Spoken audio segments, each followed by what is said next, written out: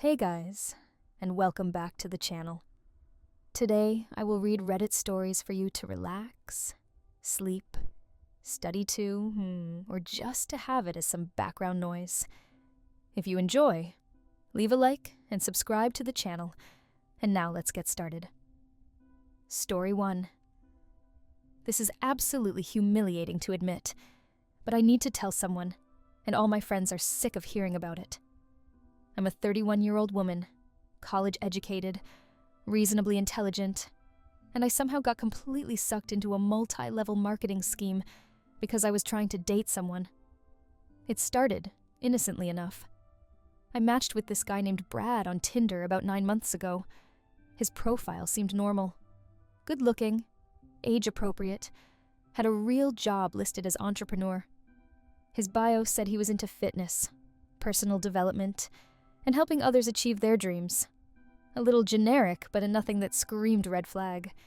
We messaged for a few days and he seemed great. Funny, attentive, asked me actual questions instead of just talking about himself. He suggested we meet for coffee, and I agreed. Our first date was at a Starbucks near my apartment on a Tuesday evening. Brad showed up looking even better than his photos. Well-dressed, good hygiene, confident, but not arrogant. We ordered our coffees and sat down to talk. The conversation flowed easily at first. We talked about our jobs, our families, what we like to do for fun. Normal first date stuff. Then, about 20 minutes in, Brad started talking about his business.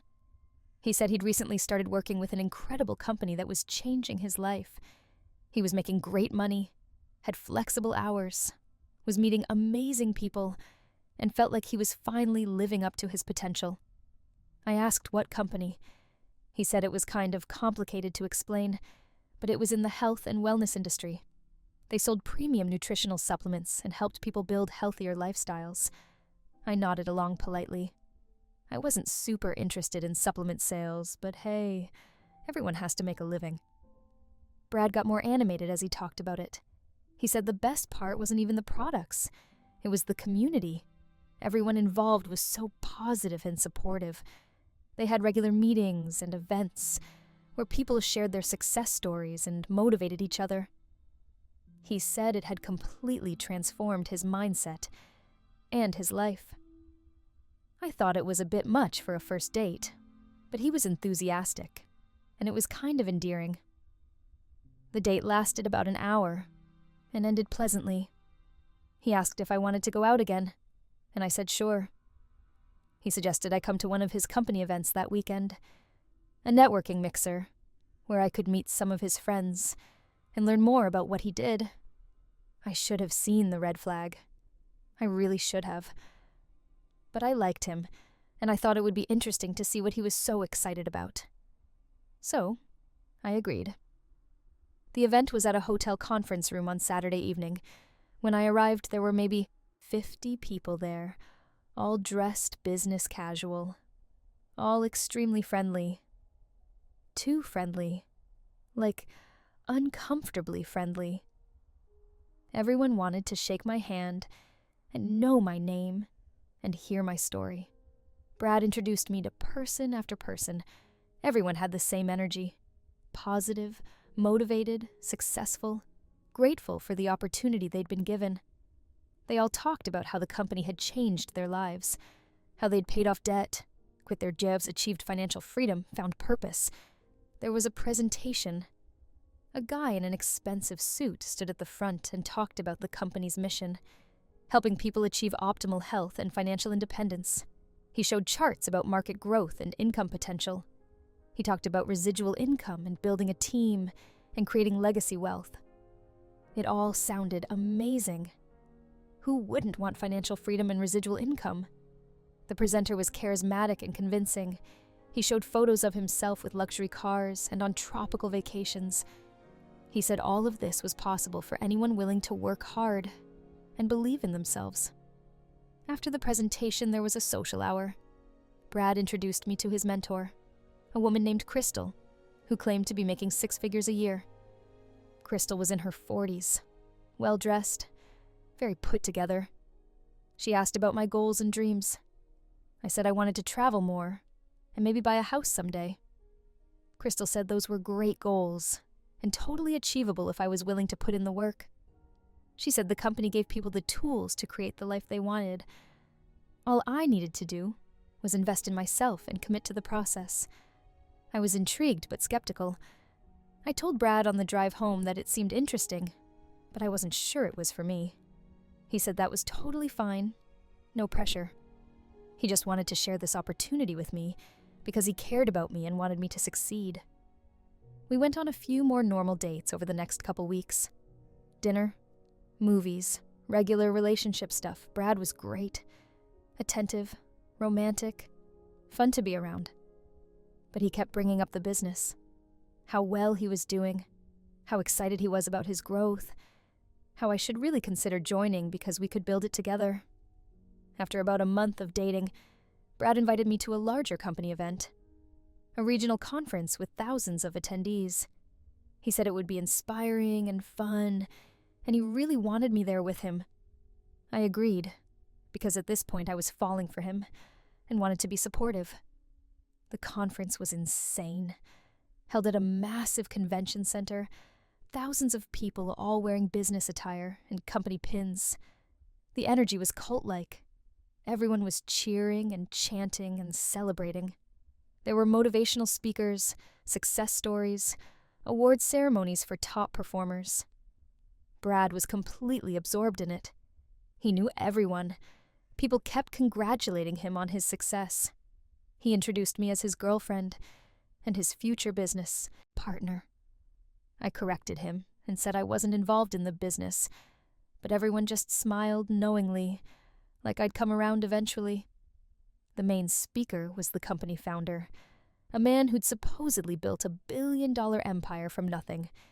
He gave this incredibly compelling speech about believing in yourself and taking control of your destiny, about how traditional jobs were modern slavery, and entrepreneurship was the only path to true freedom.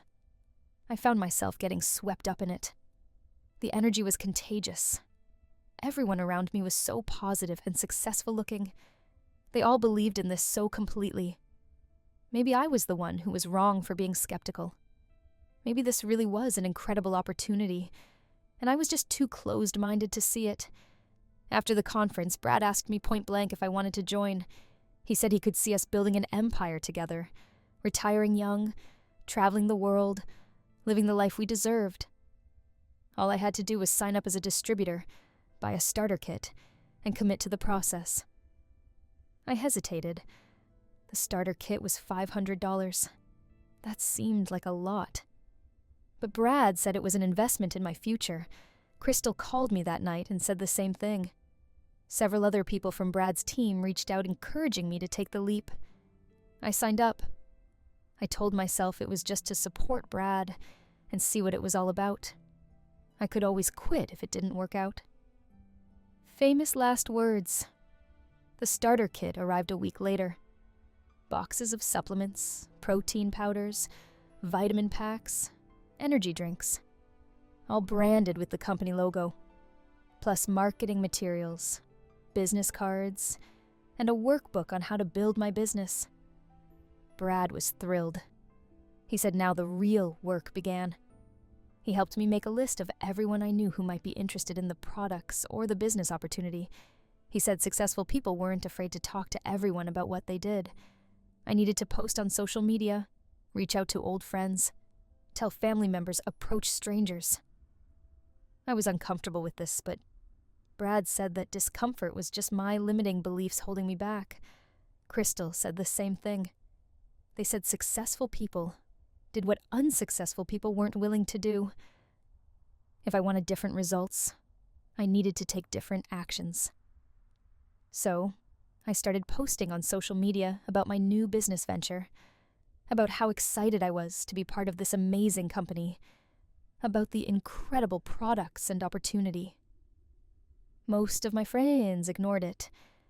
A few asked questions.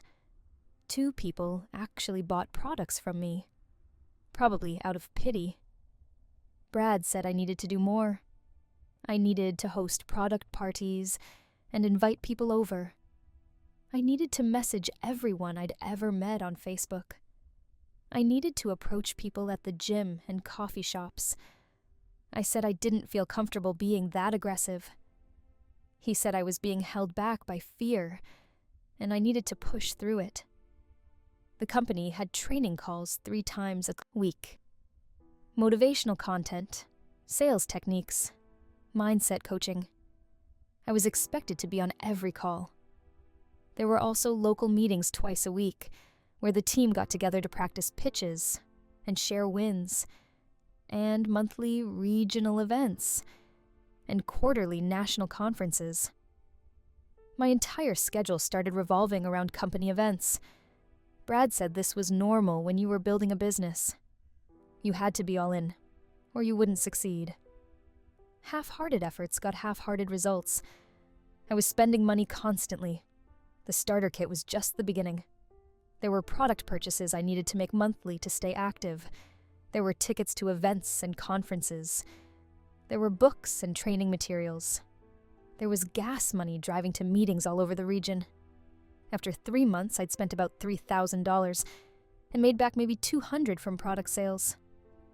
Brad said this was normal. You had to invest before you saw returns. Crystal said she operated at a loss for her first 6 months before things took off. Everyone had stories about how they almost quit right before they hit it big. The relationship with Brad was getting weird too. We barely did normal couple things anymore. Every date involved the business somehow. We'd go to dinner, and he'd spend the whole time coaching me on my sales techniques.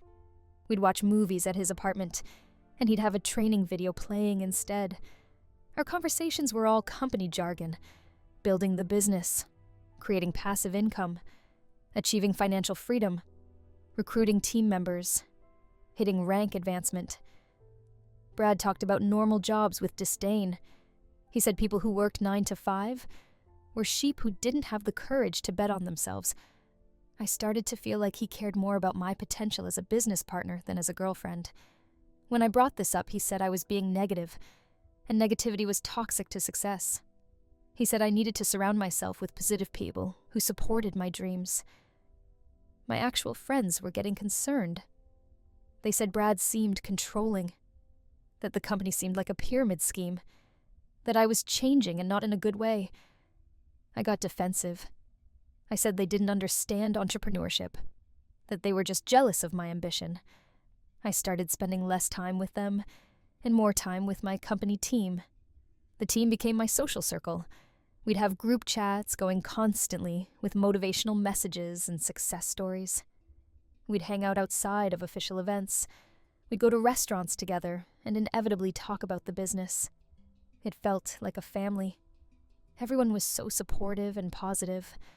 But looking back, the support was conditional.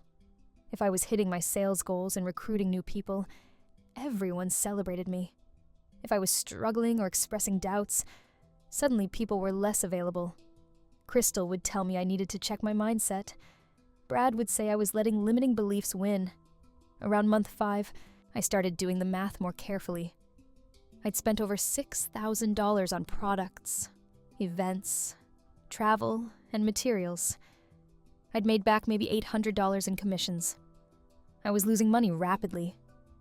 When I brought this up to Brad, he said I wasn't working hard enough, that if I recruited just 3 serious people and helped them build their businesses, the money would come. So I tried harder. I messaged everyone I'd gone to high school with. I approached people at my gym. I hosted product parties at my apartment that nobody came to. I posted constantly on social media until people started blocking me. I was becoming that person. The MLM hun everyone avoids. My regular job was suffering. I was so focused on the business that I was distracted at work. I'd take company training calls during my lunch break. I'd message potential recruits during work hours. My performance reviews started slipping. Brad said this was a good sign. It meant I was ready to quit my job and go all in on the business. Crystal had a whole speech about burning the boats and eliminating Plan B. She said the only way to truly succeed was to have no safety net forcing you to make it work. The idea terrified me. but I was so deep in at this point. I'd invested so much money and time. I'd alienated friends. I'd changed my entire lifestyle. If I quit now, all of that would be for nothing. So, I kept going. Month 6 was when things started to crack. I recruited my first team member, a woman named Sarah, who seemed genuinely excited about the opportunity. I was thrilled. Finally, I was building my team like I was supposed to. Brad and Crystal celebrated with me, but then Sarah started asking the same questions I'd had. About the costs, about the income potential, about whether this was sustainable. I gave her the same answers Brad had given me, that she needed to invest in herself, that success required sacrifice, that doubt was just fear holding her back. Sarah quit after 2 weeks. She said she'd done research and realized the company was structured as a pyramid scheme, that the only people making real money were those at the top who'd gotten in years ago, that the products were overpriced and the business model was designed to extract money from participants, not customers. I was furious with her. I said she was a quitter who wasn't willing to do the work, but her words stuck with me. I started actually researching the company, not on their own materials or from success stories, but from outside sources. What I found was devastating. The company had been sued multiple times. The vast majority of participants lost money. The average annual income for distributors was less than $500. The top 1% made almost all the money, while everyone else operated at a loss. The products were generic supplements marked up 300%. I felt sick. I'd spent over $7,000 by this point. I'd damaged friendships.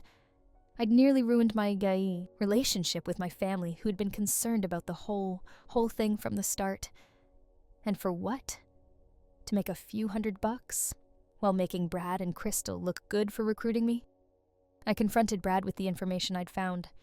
He said it was all lies spread by haters and unsuccessful people, that the lawsuits were frivolous and had been dismissed, that the income disclosure statements were misleading because they included people who weren't really trying, that I just needed to have faith and keep working.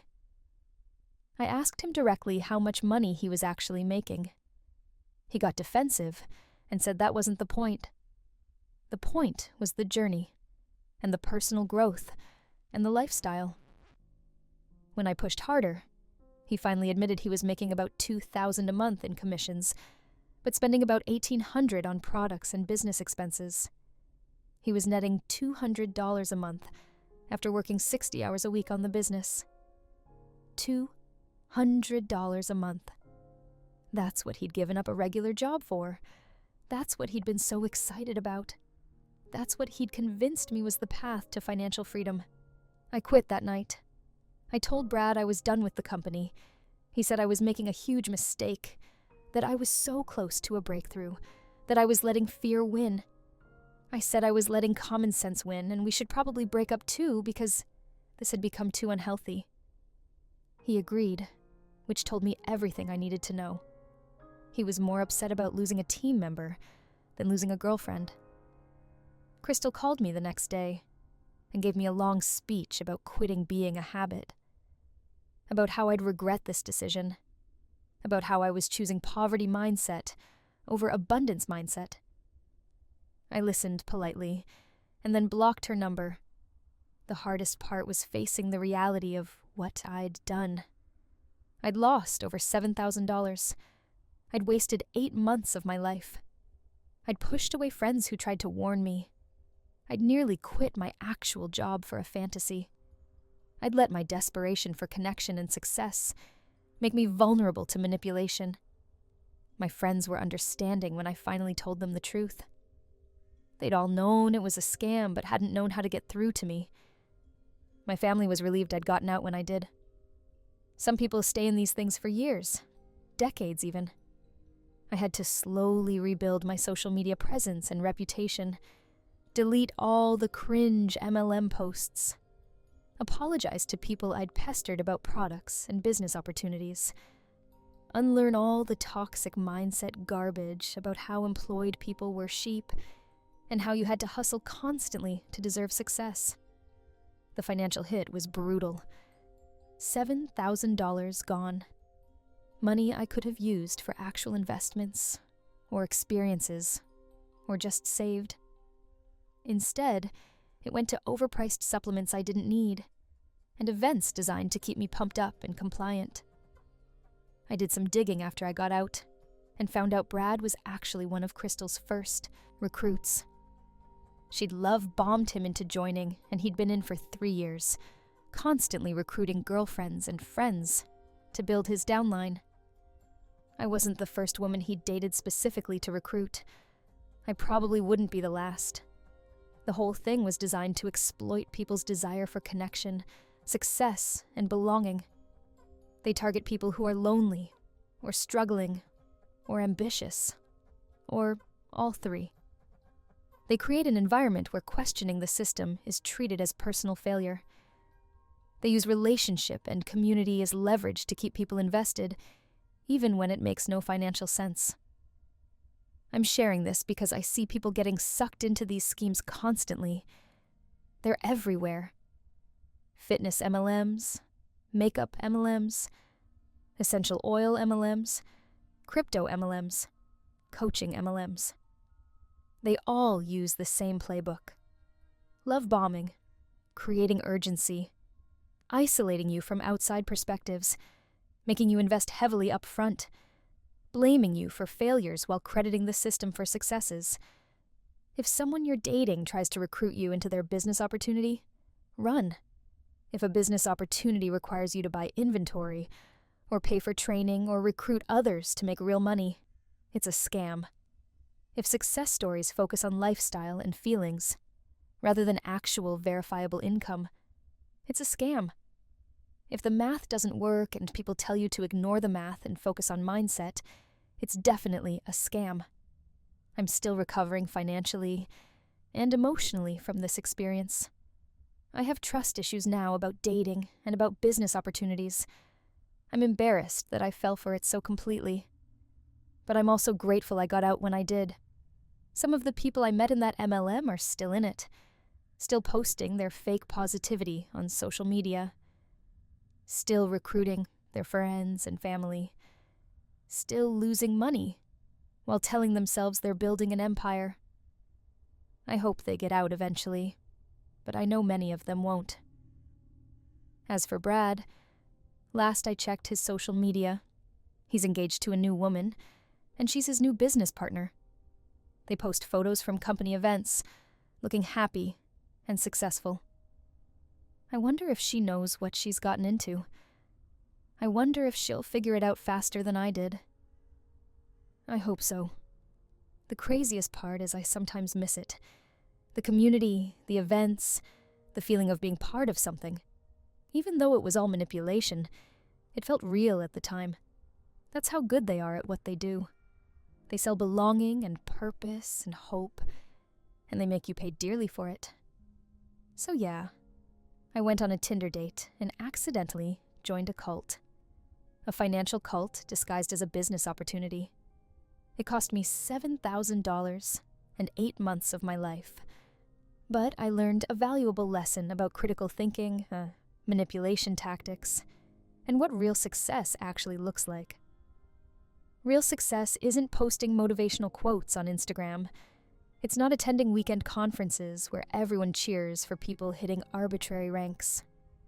It's not harassing your friends and family to buy overpriced products they don't need.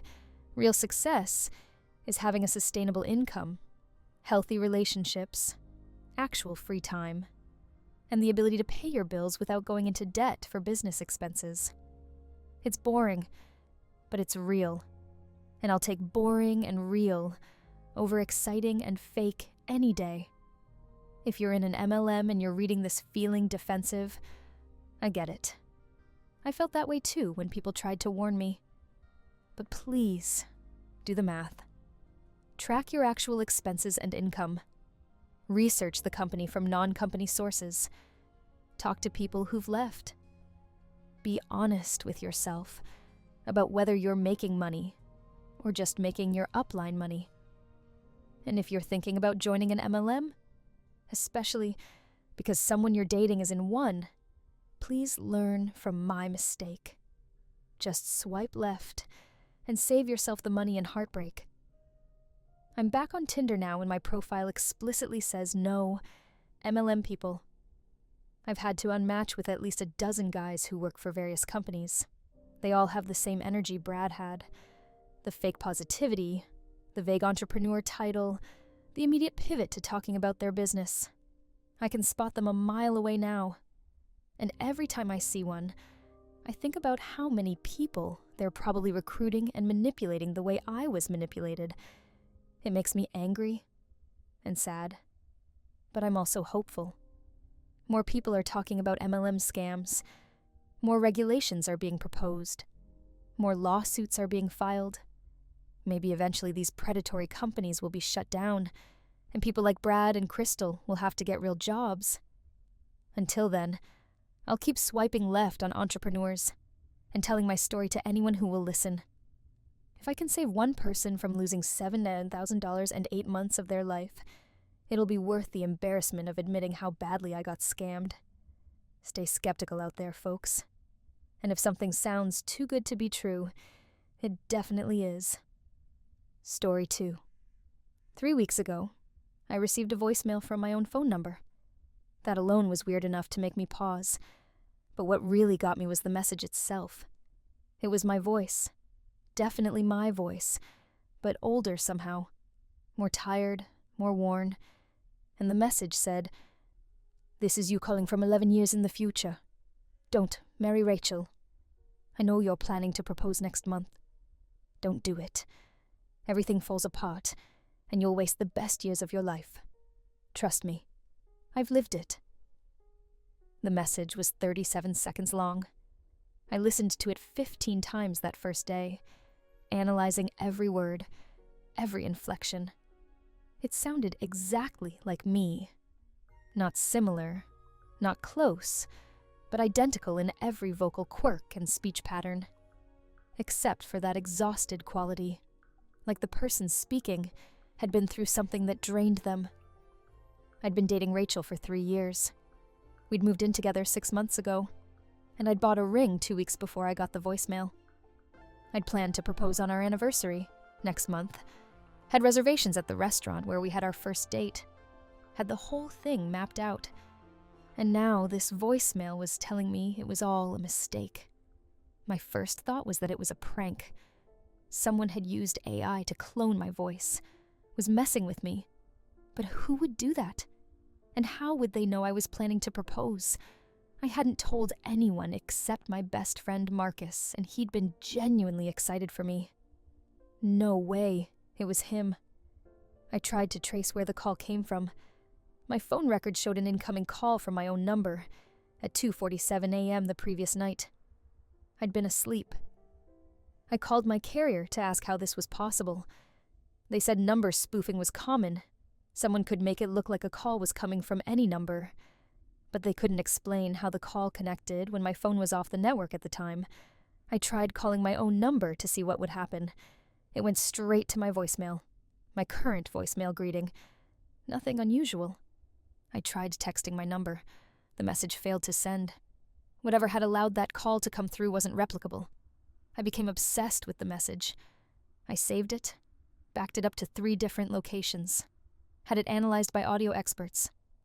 One expert told me the voice patterns matched mine with over 99% certainty.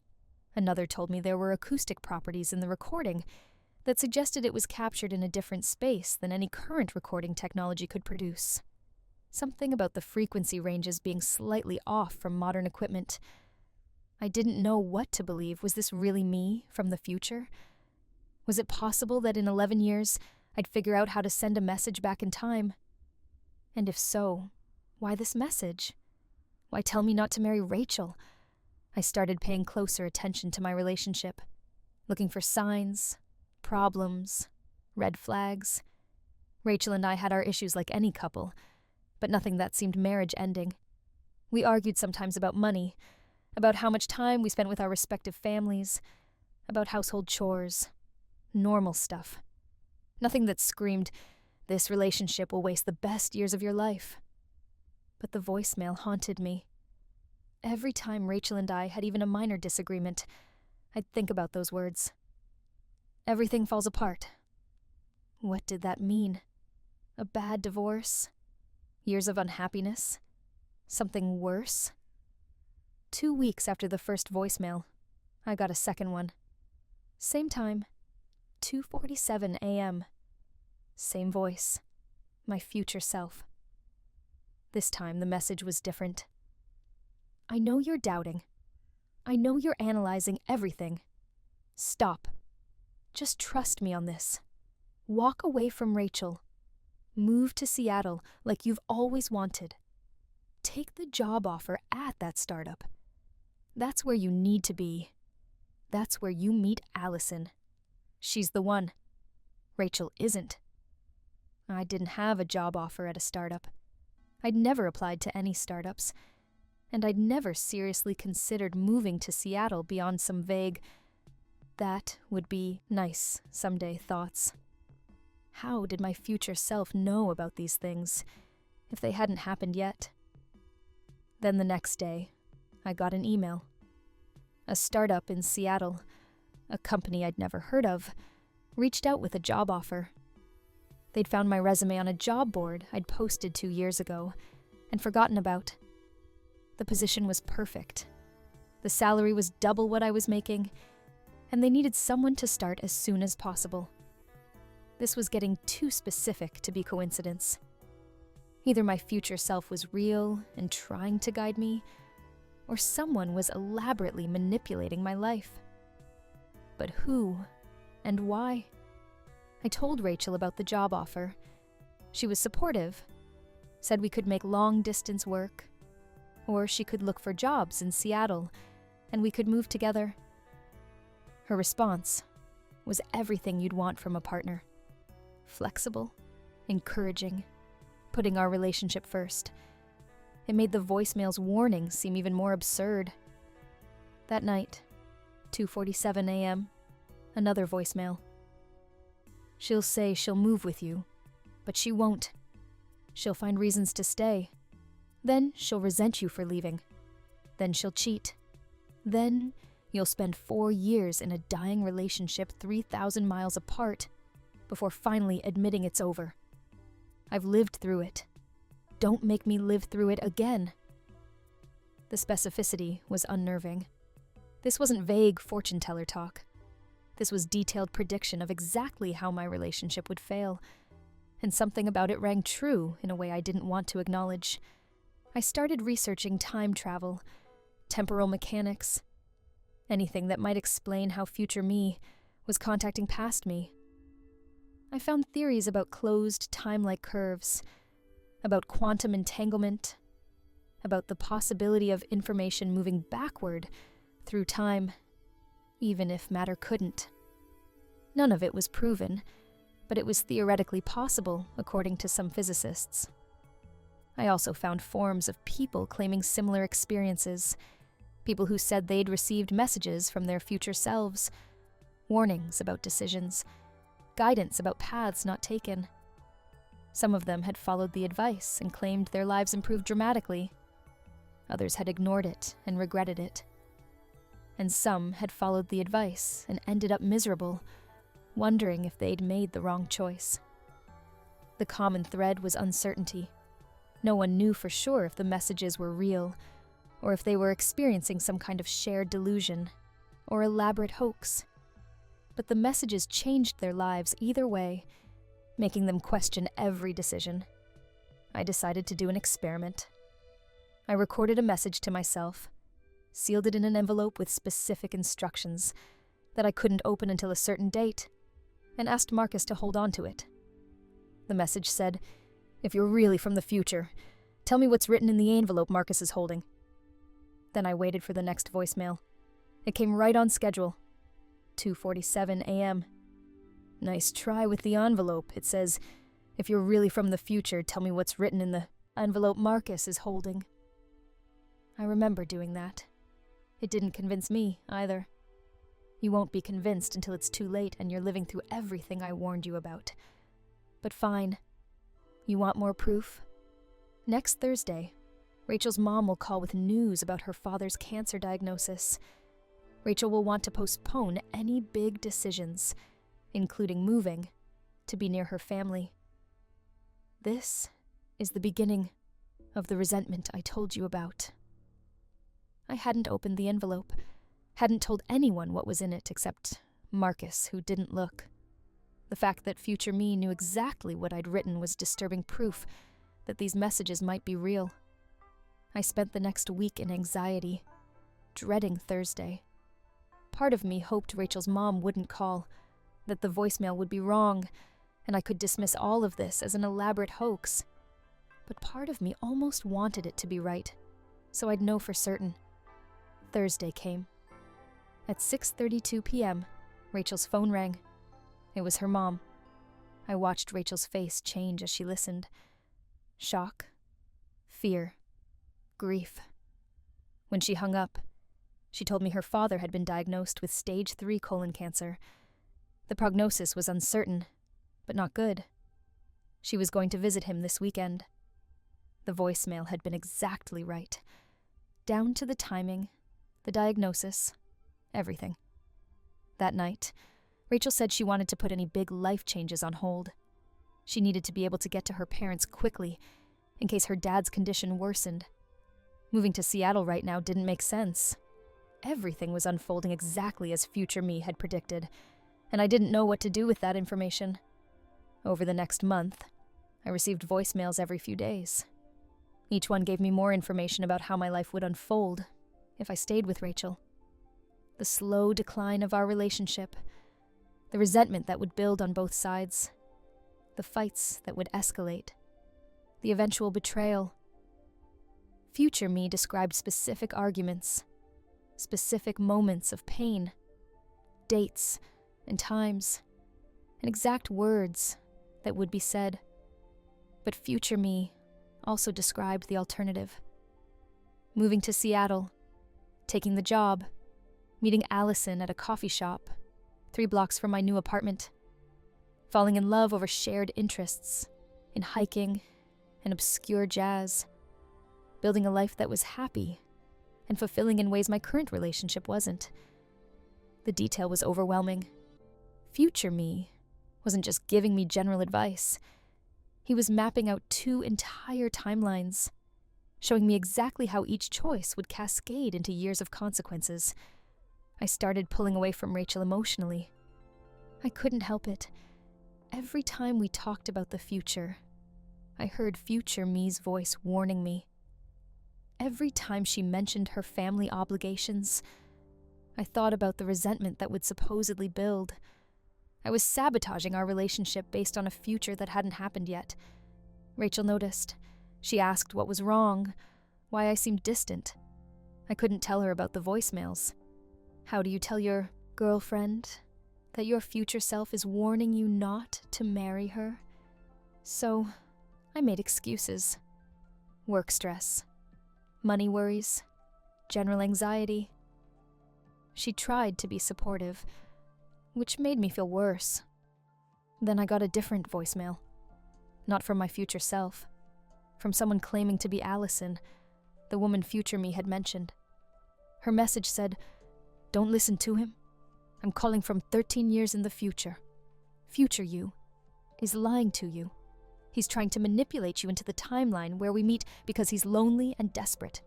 But our relationship is toxic. We bring out the worst in each other. Rachel is the one. You're happy with her if you just commit. Don't let fear ruin something good." Now I had competing messages from competing futures.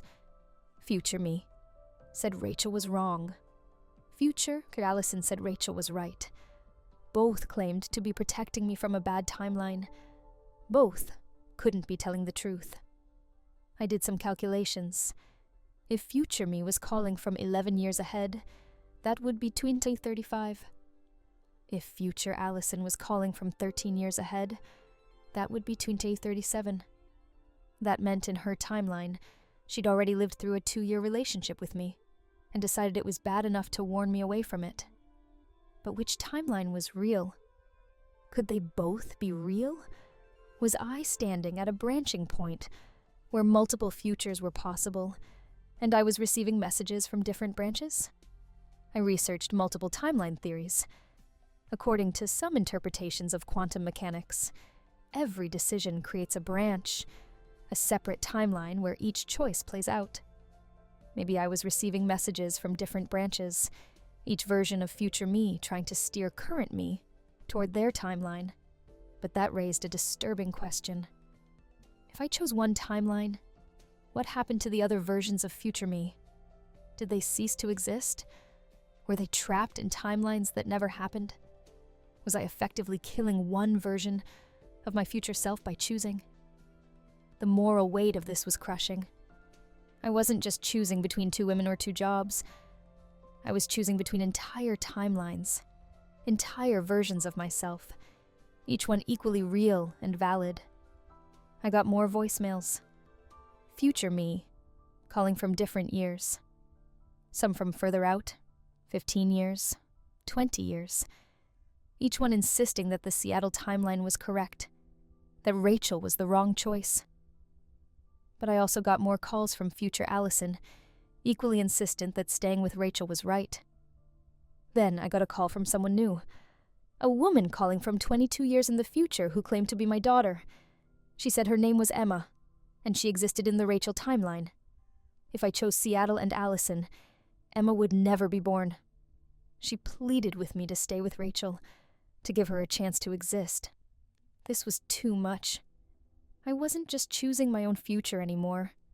I was choosing whether or not an entire person would exist. Emma sent me a photo.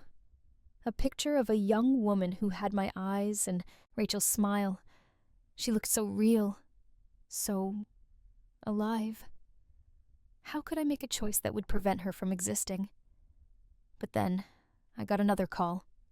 A man claiming to be my son, Noah, from the Allison timeline. Same plea, same moral weight. He existed in the Seattle branch and begged me not to erase him by choosing Rachel. I was receiving calls from multiple possible futures, each one insisting they were the right choice, each one representing lives that would exist or not exist based on my decision. The weight of it was paralyzing. I stopped sleeping.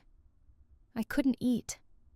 I'd just sit and stare at my phone, waiting for the next call, the next piece of information that would make this decision either clear or more impossible. Rachel staged an intervention. She sat me down and demanded to know what was happening. I broke down and told her everything. The voicemails, the competing timelines, the futures that each wanted me to choose. I expected her to think I was insane, to leave me right there. Instead, she listened. She asked to hear the voicemails.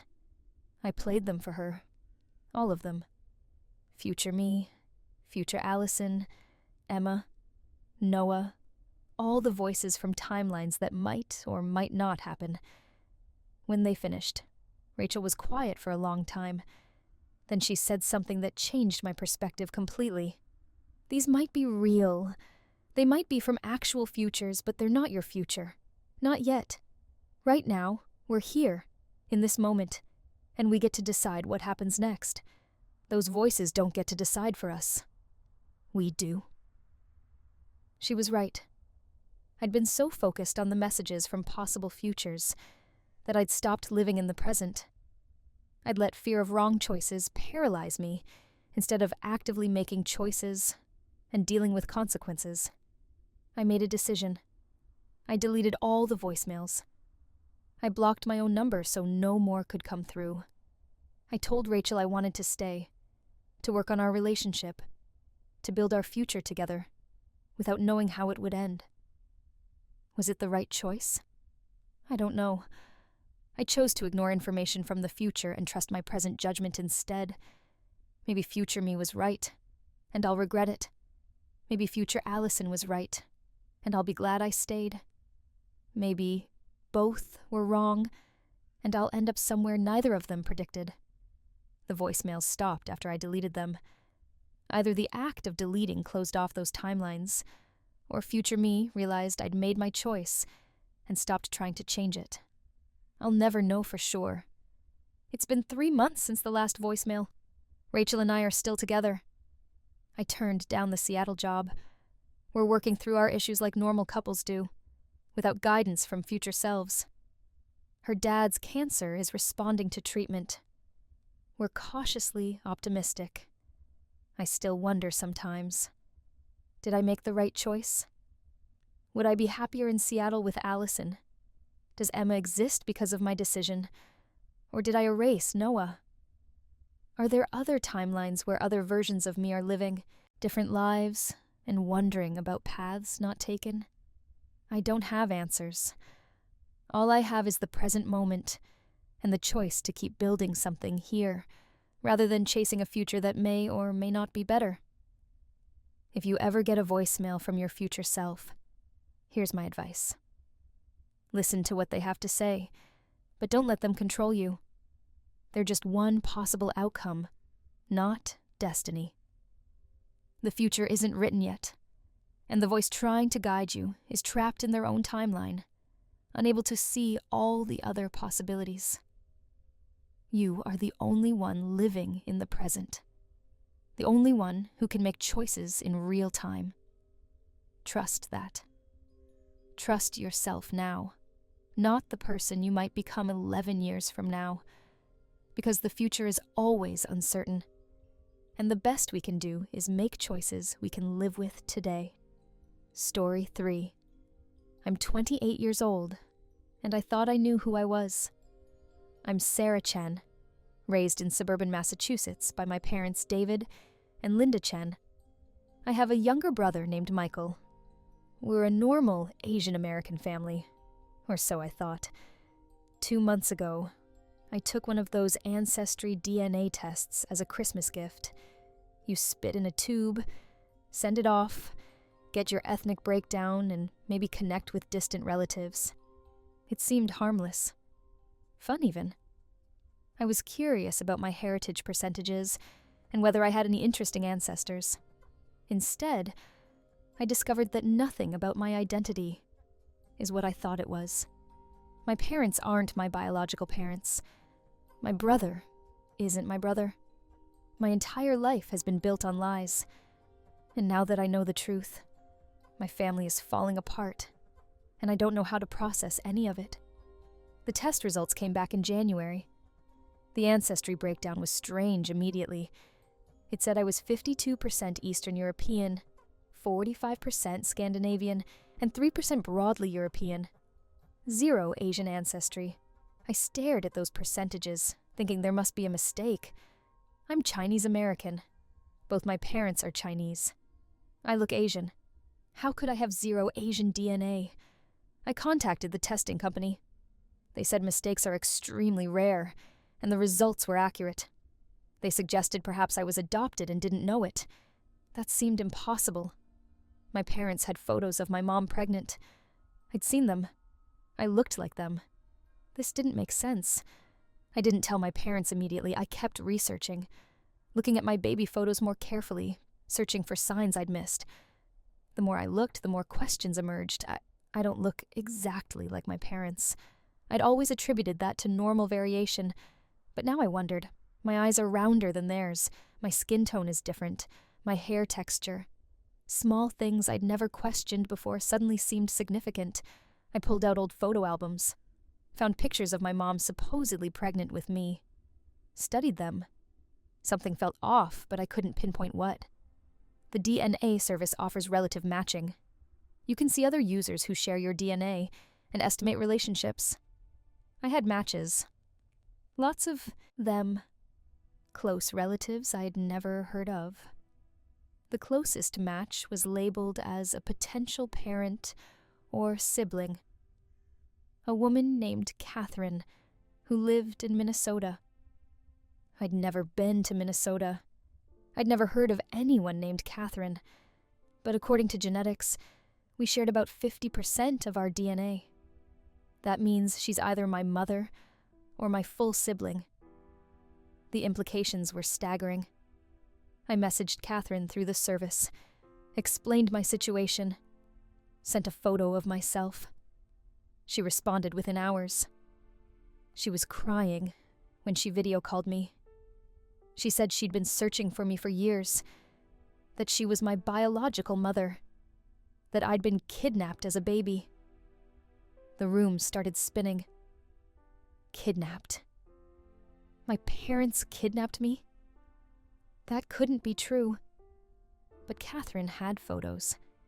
Baby pictures of an infant she said was me. Missing persons reports from 1996. Newspaper articles about a baby girl who disappeared from a hospital in St. Paul, Minnesota.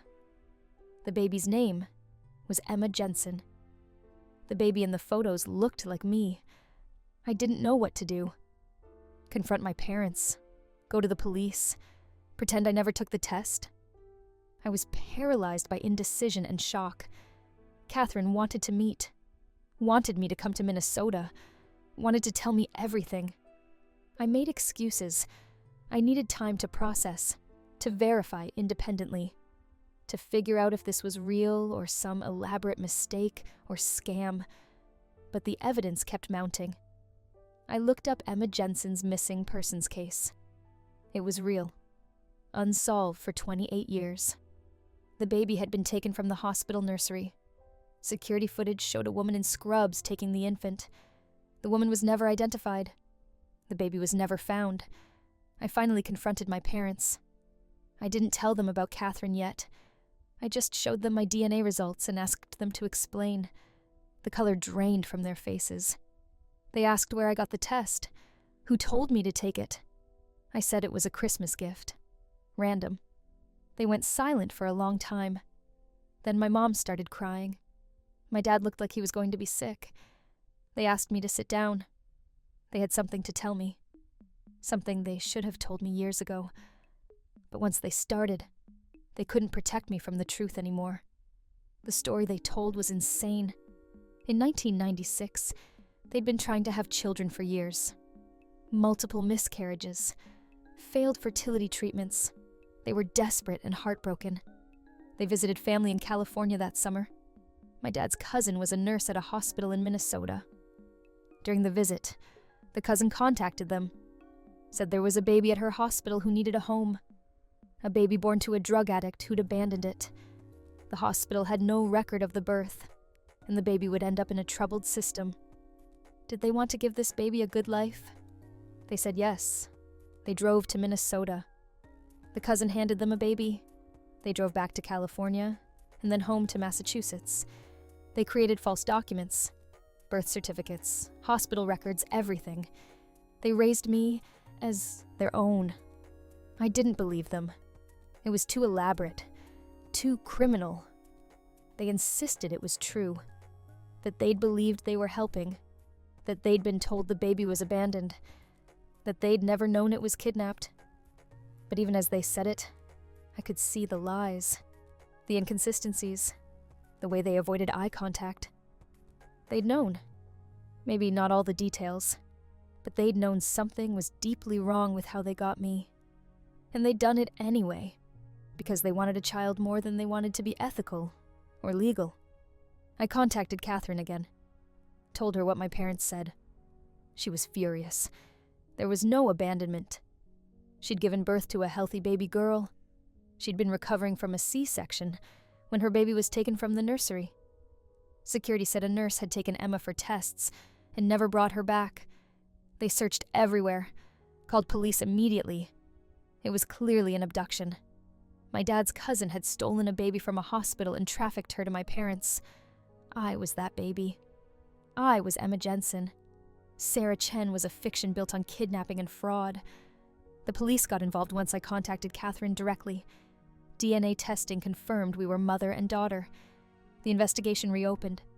My parents were arrested. The story made national news. Baby kidnapped 28 years ago, found alive. It sounds like a happy ending, but it's not. It's a disaster. My entire identity is gone. I'm not Sarah Chen, but I'm not really Emma Jensen either. I don't know that person. I've lived 28 years as someone else. All my memories, my experiences, my sense of self, tied to a name and family that were based on a lie.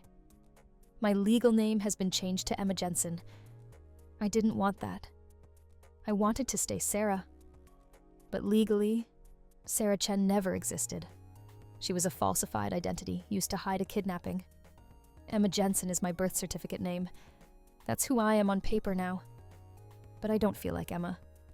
I've never been Emma. I'm Sarah.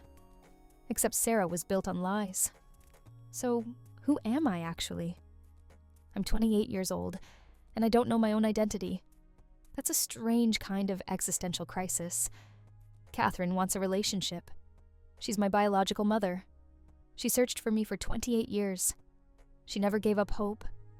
She's overjoyed to find me. She wants to make up for lost time. She has family I have never met.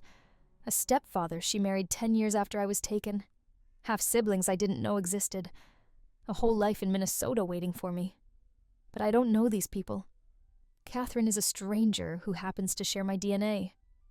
I feel guilty for not being more excited. She's a victim here. She lost her baby. I should be grateful to be reunited.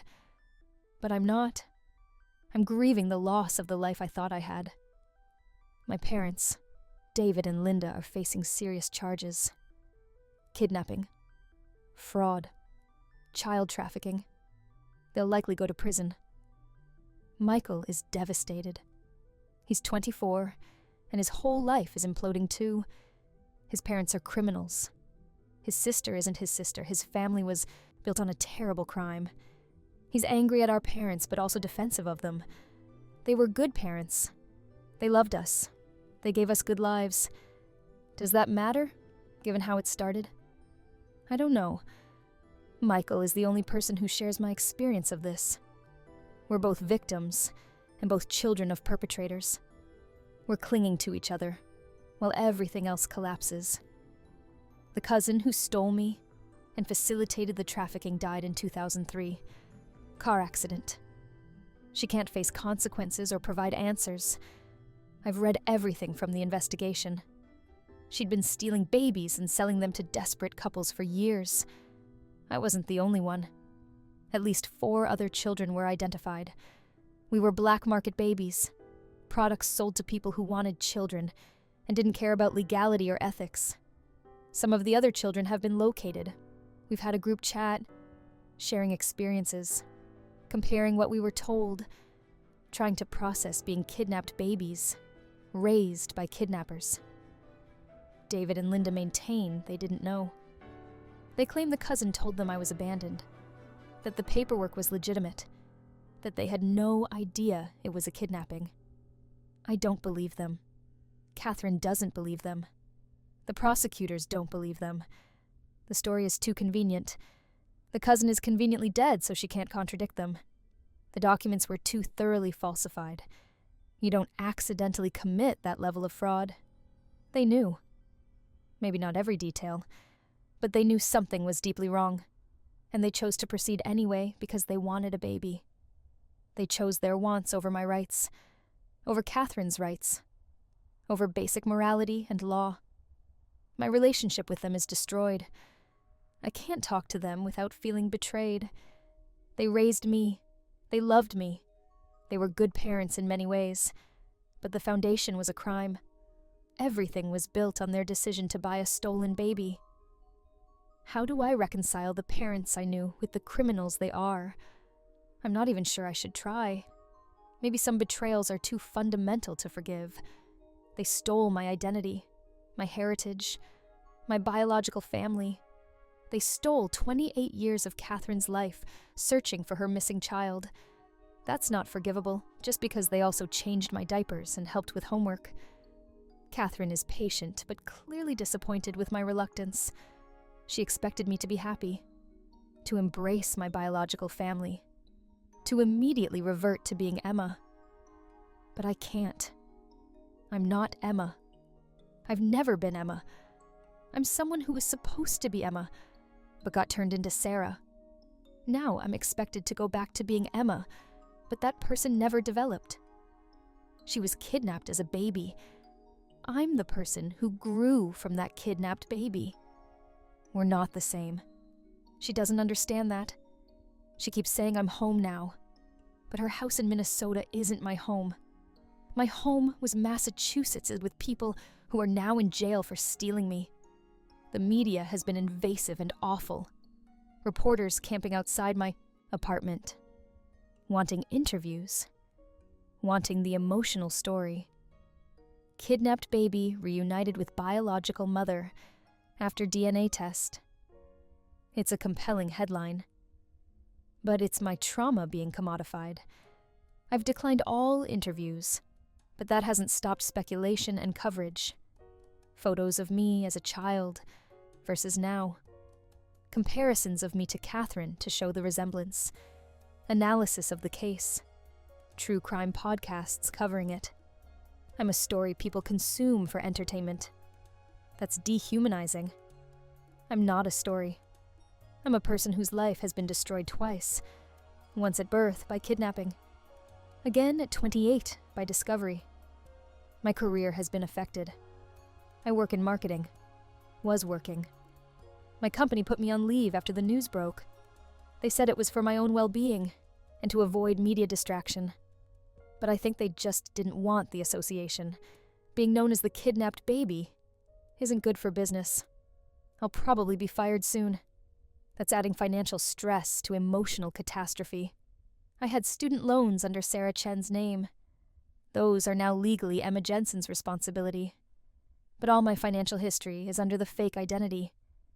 Sorting that out has been a nightmare. Identity theft by my own parents complicates everything. Friends have reacted in mixed ways. Some have been supportive. Others have distanced themselves. It's awkward for them. They knew Sarah and her family. Now Sarah was fake, and her family are criminals. They don't know how to relate to me anymore. I don't know how to relate to them either. Every shared memory is tainted.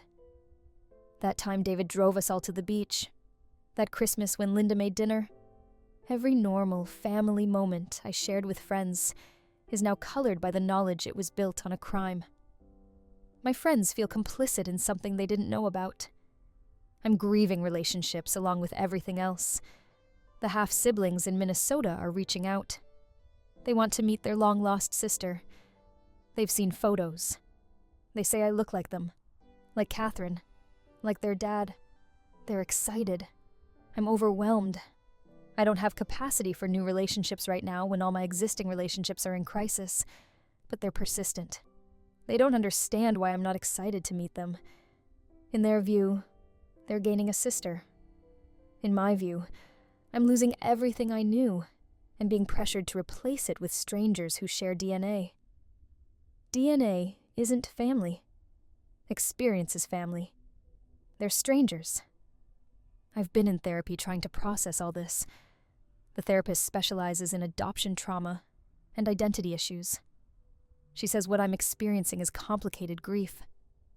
I'm grieving my identity, my family, my past, my future, my sense of self, everything. All at once, while also dealing with the trauma of discovering I was kidnapped and the betrayal of my parents, while being pressured to form relationships with biological relatives I don't know, while being hounded by media, while facing financial and professional consequences. It's overwhelming. The therapist says I need time, that integration will come slowly, that I don't have to decide who I am right away.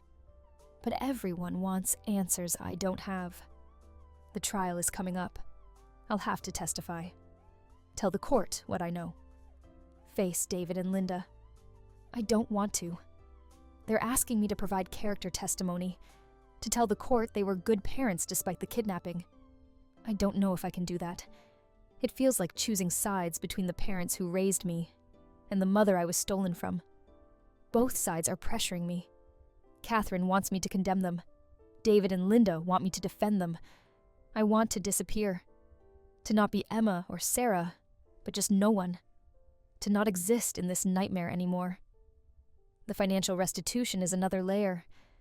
Catherine is suing David and Linda for damages. The 28 years she spent searching. The trauma. The loss of relationship with her child. She's entitled to compensation. But whatever she wins comes from the people who raised me, who are already going to prison. It feels punitive beyond justice, but from her perspective, they stole everything from her. Money can't replace 28 years, but it's something. I'm caught in the middle of this too. Do I support her suit?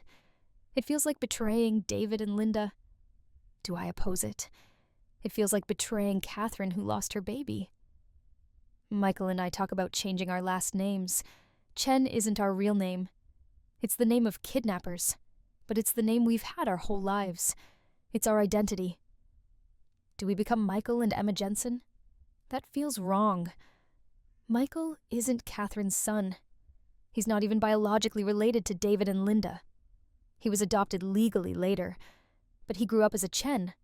What is he supposed to do with that? We're both in identity limbo. Not who we thought we were. Not sure who we're supposed to become. The DNA testing company has been sued by multiple families affected by kidnappings revealed through their service. They're blamed for inadequate warnings about potential consequences, for making it too easy to uncover traumatic secrets. There's debate about whether revealing these truths is good or harmful. Catherine says truth is always better. David and Linda say some secrets protect people. I don't know what I think. Would I be happier not knowing? Probably. But does happiness built on lies matter? Is ignorance bliss, or just ignorance? These are philosophical questions I'm not equipped to answer while living through the consequences. I think about alternate timelines constantly. If I hadn't taken the test, if Catherine hadn't used the same service, if I'd never known, I'd still be Sarah Chen with a normal family. I'd be planning my future without existential crisis. But I'd also be living a lie. My whole life would be false. Is false happiness better than true devastation? I genuinely don't know. People say truth sets you free. But this truth has imprisoned me in a nightmare. I was freer when I was ignorant. Now, I'm trapped between two identities and two feelings with no clear path forward. Catherine talks about lost time and making new memories. She wants me to move to Minnesota, to be close to biological family, to build the relationship we should have had. But I can't move. My life is in Massachusetts. My job is here. Michael is here. The apartment I rent. The routines I've built.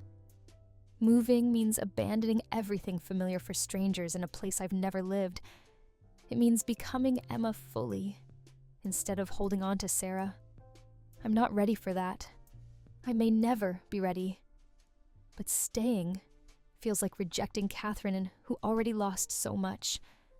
I can't win. The anger comes and goes. Sometimes I'm furious at David and Linda for stealing me, for lying for 28 years, for denying me my biological family and identity. Other times I'm angry at Catherine for suing them, for expecting me to instantly bond with her, for not understanding why this is hard for me. Sometimes I'm angry at the DNA company for existing, at the cousin for stealing babies, at the hospital for inadequate security, at the universe for putting me in this situation. The anger has no productive outlet. It just burns inside me, consuming everything. I've looked up Emma Jensen, who she might have been, her heritage, her family history, the life she would have lived. It's strange. I'm supposed to be her, but I'm not. I'm Sarah Chen, who's also Emma Jensen, who's also neither and both. My sense of self is fractured. The therapist says integration is possible, that I can synthesize these identities into a coherent whole, that I can be Sarah and Emma simultaneously, that I don't have to choose. But it doesn't feel that simple. They're contradictory. Sarah's family are Emma's kidnappers. Emma's family are Sarah's strangers. How do you integrate that? So that's where I am.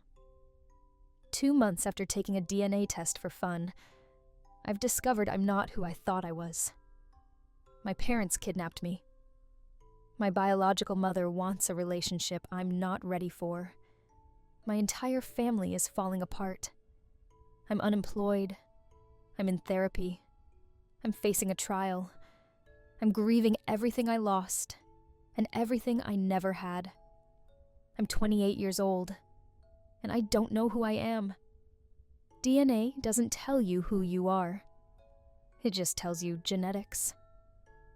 But genetics don't make identity. Experience does. And my experience is built on lies. So I'm left with nothing solid to stand on. Just fragments of two lives that don't fit together. Emma and Sarah. Neither fully real, both undeniably me. If you're thinking about taking a DNA test, consider the consequences. You might find answers you wish you'd never learned. Secrets that destroy what you thought was true. I wanted to know my heritage percentages. Instead, I discovered I was kidnapped. That my entire life was a lie. That truth doesn't set you free. It just creates new prisons. I can't go back to ignorance. I have to live with this knowledge. But I wish every day that I'd never spit in that tube. Some truths are too devastating to know. Some doors shouldn't be opened. I opened one, and my whole life fell apart. Learn from my mistake. Some mysteries are better left unsolved. Story 4. I need to write this down, because nobody believes me, and I feel like I'm losing my mind. I'm a 29-year-old woman living alone in a 3-bedroom house I inherited from my aunt 2 years ago. It's an older house, built in the 1960s, in a quiet suburban neighborhood. I work from home as a graphic designer, so I'm here pretty much all the time. Or at least I thought I was alone.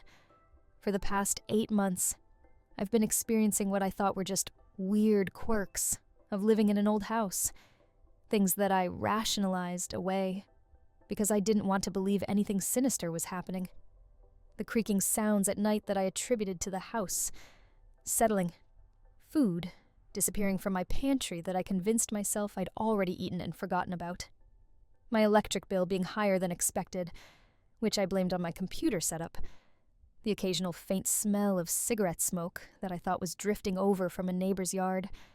Items being moved slightly from where I left them, which I chalked up to my own absent-mindedness. I'm not a paranoid person. I don't believe in ghosts. I'm pretty logical and grounded, which is probably why I dismissed all these signs for so long. But yesterday morning, everything came crashing down in the most terrifying way possible. I woke up at 6 a.m. to use the bathroom. Half asleep, I stumbled down the hallway and noticed something that made me freeze. The attic access panel in the ceiling, the one in the hallway outside my bedroom, was slightly askew. Not much, maybe an inch or two, but definitely not flush like it normally was. I stood there staring at it, my heart starting to pound, telling myself that it had probably always been like that, and I just never noticed. But I knew that wasn't true. I'd looked at that panel 1,000 times. It was always perfectly flush with the ceiling. Always. I grabbed a chair from the kitchen, my hands shaking, and climbed up to look. The second I pushed the panel aside and shined my phone flashlight into the darkness, I saw it. A sleeping bag, a camping lantern, a small stack of books, empty food containers, an ashtray full of cigarette butts, and worst of all, a journal lying open with pages and pages of handwriting. I nearly fell off the chair. My first instinct was to call the police immediately, but something stopped me. Maybe it was shock. Maybe it was morbid curiosity. But I climbed down, locked myself in my bedroom, and tried to think rationally about what to do next. I knew someone had been living in my attic. The question was whether they were still up there right now. I sat in my room for 2 hours, completely silent, listening for any sound from above. Nothing. Either they were incredibly still, or they weren't home. That thought was almost worse, because it meant they came and went as they pleased, and I had no idea how.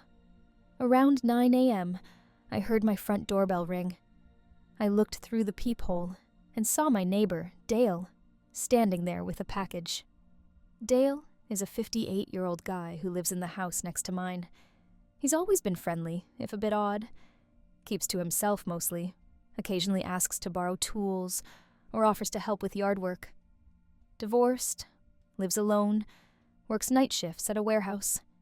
I opened the door, took the package, thanked him, and he left. That's when it hit me like a lightning bolt. Dale works night shifts. Dale is always around during the day. Dale had been overly interested in my house since I moved in, always commenting on the architecture, asking about the layout, mentioning how similar our houses were built. Dale had access to my yard because there's no fence between our properties.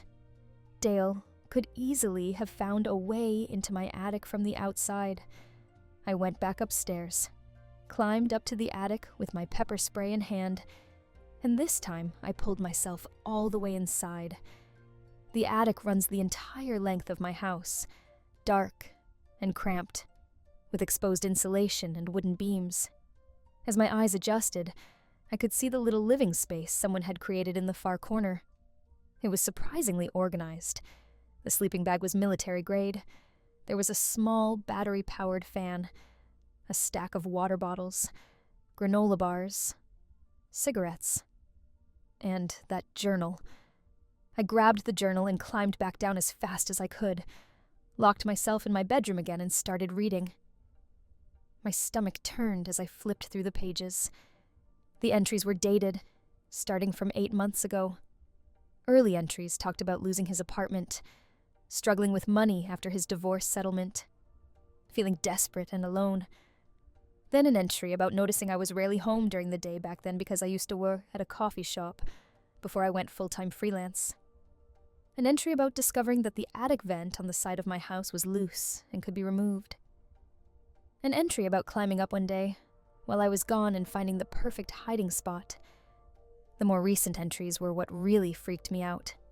Detailed observations about my daily routine, what time I woke up, what I ate for breakfast, what shows I watched when I took showers, when I left the house. There were sketches of me working at my desk, drawn from an angle that suggested he'd been watching me through the attic floor vents. There were paragraphs describing how peaceful it was to listen to me move around the house, how safe he felt being close to someone, how he pretended we were roommates, and I just didn't know it yet. One entry from 3 weeks ago made my blood run cold. It described how he'd come down one night while I was sleeping and stood in my bedroom doorway for 20 minutes, just watching me sleep, debating whether to wake me up and introduce himself properly. He decided against it because he didn't want to scare me. He wrote that he was waiting for the right moment when I would understand and accept the situation. Another entry described how he'd been using my shower when I left for my weekly grocery shopping trip, how he'd wear my bathrobe, how he'd tried on some of my clothes, how he'd sit on my couch and watch my TV and pretend the house was his, how sometimes he'd sleep in my bed when I was out, and it made him feel closer to me. I wanted to vomit. This man had been living above me, watching me, touching my things, invading every aspect of my privacy for 8 months, and I had no idea. I felt violated in a way I can't even properly describe. My home, my safe space, had been compromised this entire time. I called the police. They arrived within 15 minutes. I showed them the attic, showed them the journal, explained everything. They took it very seriously. 2 officers stayed with me while 2 others went next door to talk to Dale. Within an hour, they came back and confirmed what I already knew. Dale confessed immediately. Apparently, he broke down crying and apologizing, saying he never meant to scare me, that he was just lonely and desperate and knew it was wrong but couldn't stop himself. They arrested him on the spot, broke into my home, stalking, a bunch of other charges I don't even fully understand yet. The officers helped me change all my locks, showed me how to secure the attic vent from the inside, and recommended I get a security system installed immediately. They took the journal as evidence. They told me I'd need to give a full statement, and that Dale would likely face serious jail time. After they left, I sat in my living room and just stared at the walls. Every creak, every sound made me jump. I couldn't stop thinking about all the times over the past 8 months when I thought I was alone, but wasn't. All the times I walked around in my pajamas or a towel. All the times I talked to myself or sang badly or did embarrassing things people only do when they think nobody's watching. He saw all of it. He was always there, right above me, listening and watching. I called my best friend, and she came over immediately. I told her everything. She wanted me to pack a bag and stay with her, but I refused to let Dale chase me out of my own home. Instead, she stayed the night with me. We barely slept. Every sound from the house made us both jump. At one point around 3 a.m., we heard a creak from upstairs, and I had a full panic attack, convinced he'd somehow escaped custody and come back. My friend had to talk me down, remind me he was in jail, that I was safe now. Today, I had a security company come out and install cameras, motion sensors, and alarms on every entry point, including the attic. I hired someone to seal the attic vent permanently and install a lock on the attic access panel. I'm considering selling the house and moving somewhere else, somewhere without an attic, somewhere nobody knows about. The worst part is the psychological aftermath. I can't shake the feeling of being watched. I catch myself looking up at the ceiling constantly, listening for footsteps that aren't there. I'm terrified to sleep. I keep thinking about all those nights he was right above me, just feet away while I was completely vulnerable and unaware. I keep wondering what would have happened if I hadn't noticed the panel was askew. How much longer would this have gone on? What was he building up to? That journal entry about wanting to introduce himself properly keeps playing in my mind. What did that mean? What was he planning? My therapist, who I started seeing today, says I'm experiencing trauma and that my reactions are completely normal. She says it will take time to feel safe again. She recommended I don't stay alone for a while, so my friend has basically moved in temporarily. She's been amazing, but I hate that I need someone here to feel secure in my own home. The legal stuff is still unfolding. The prosecutor called me this morning and said Dale is being held without bail because they consider him a significant threat. His public defender apparently tried to argue that he never physically harmed me, but the prosecutor shut that down fast, pointing out the stalking, the breaking and entering, the evidence of escalating behavior in the journal. They're pushing for the maximum sentence. I've been reading about similar cases online, trying to make sense of this. Apparently, people living secretly in other people's homes is more common than you'd think. There are dozens of documented cases of people living in attics, basements, crawl spaces, even inside walls. Some for days, some for months, some for years. Reading these stories makes me feel less alone, but also more terrified of how easy it apparently is for someone to invade your home without you knowing. My parents want me to move back home with them across the country. My brother offered to come stay with me for a few weeks. My boss at the design agency told me to take as much time as I need. Everyone's been supportive, but nobody really understands what this feels like unless they've been through it. The violation, the paranoia, the constant second-guessing of everything you thought you knew about your own life. I keep thinking about small moments over the past 8 months that make sense now. The time I could have sworn I bought a full loaf of bread, but found only half when I got home. The time my favorite mug was in the dishwasher when I distinctly remembered leaving it in the sink. The time I smelled cologne in my bathroom and thought maybe it was just lingering from a friend who'd visited days earlier. The time I woke up and my bedroom door was open when I always sleep with it closed. All these little things I dismissed or rationalized were actually evidences that someone was in my house, touching my things, living alongside me like some kind of ghost. The detective assigned to my case called this evening with an update. They searched Dale's house and found more journals, going back years. Apparently, I'm not the first person he's done this to. There was a previous incident in another state where he was caught living in someone's garage, but the charges were dropped because the homeowner didn't want to deal with a trial. They're now looking into whether there are other victims who never reported him or never knew he was there. That information sent me into another spiral.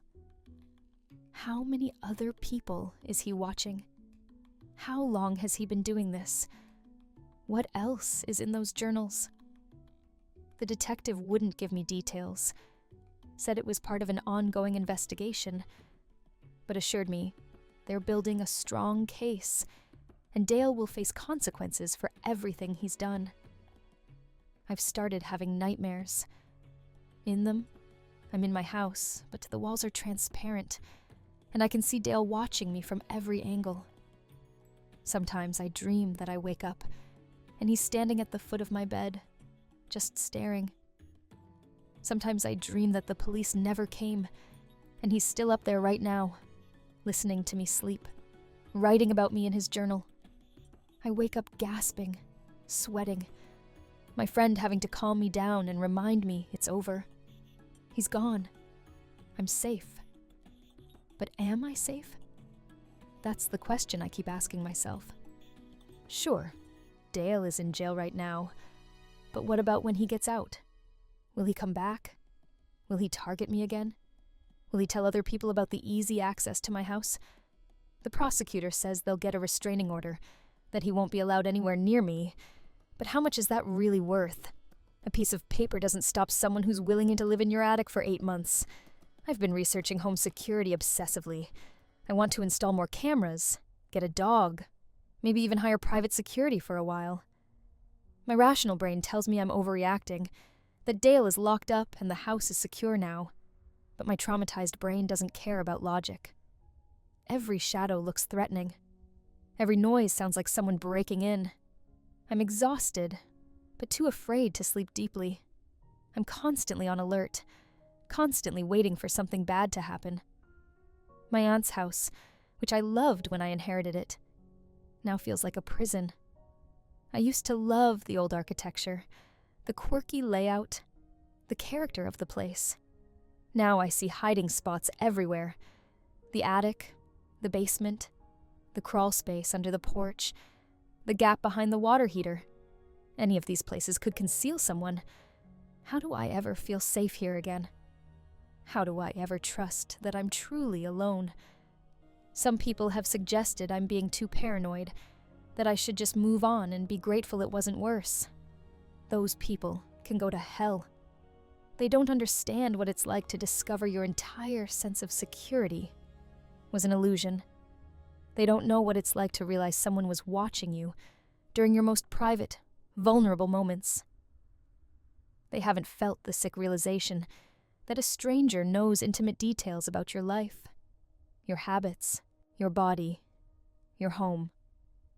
I'm writing this as a warning to anyone who lives alone, especially in an older house. Check your attic. Check your basement. Check your crawl spaces. Look for signs of entry. Be aware of your neighbors, even the friendly ones. Maybe especially the friendly ones. Don't dismiss the weird things that happen in your house as coincidence or forgetfulness. Trust your instincts. If something feels off, investigate. Don't wait 8 months like I did. I don't know what's going to happen next. The trial is months away.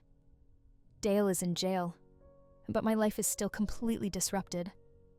I'm not sure I'll ever feel truly comfortable in this house again, and I'm definitely never going to be the same person I was before I found that sleeping bag in my attic.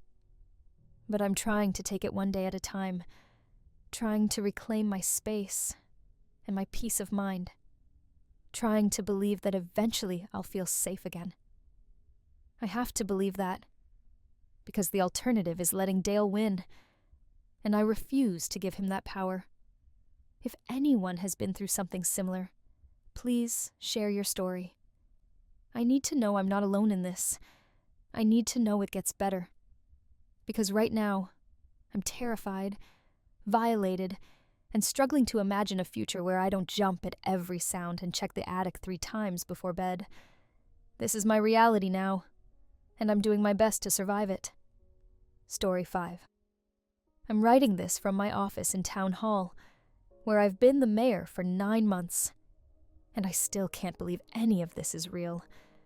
I'm a 29-year-old guy who worked at a hardware store and thought local politics was boring until I accidentally became the mayor of my small town in rural Vermont and discovered that running a municipality is way harder and weirder than anyone realizes. Let me explain how this happened because it's absolutely ridiculous. I live in Millbrook, Vermont, population 6,000. It's one of those quaint New England towns where everyone knows everyone and nothing exciting ever happens. We have 1 main street, 3 churches, 2 bars, and a general store that's been run by the same family for 100 years. Our previous mayor was a guy named Harold Henderson, who'd been mayor for 23 years. He was 78 years old, and mostly showed up to ribbon cuttings and town meetings where he'd fall asleep.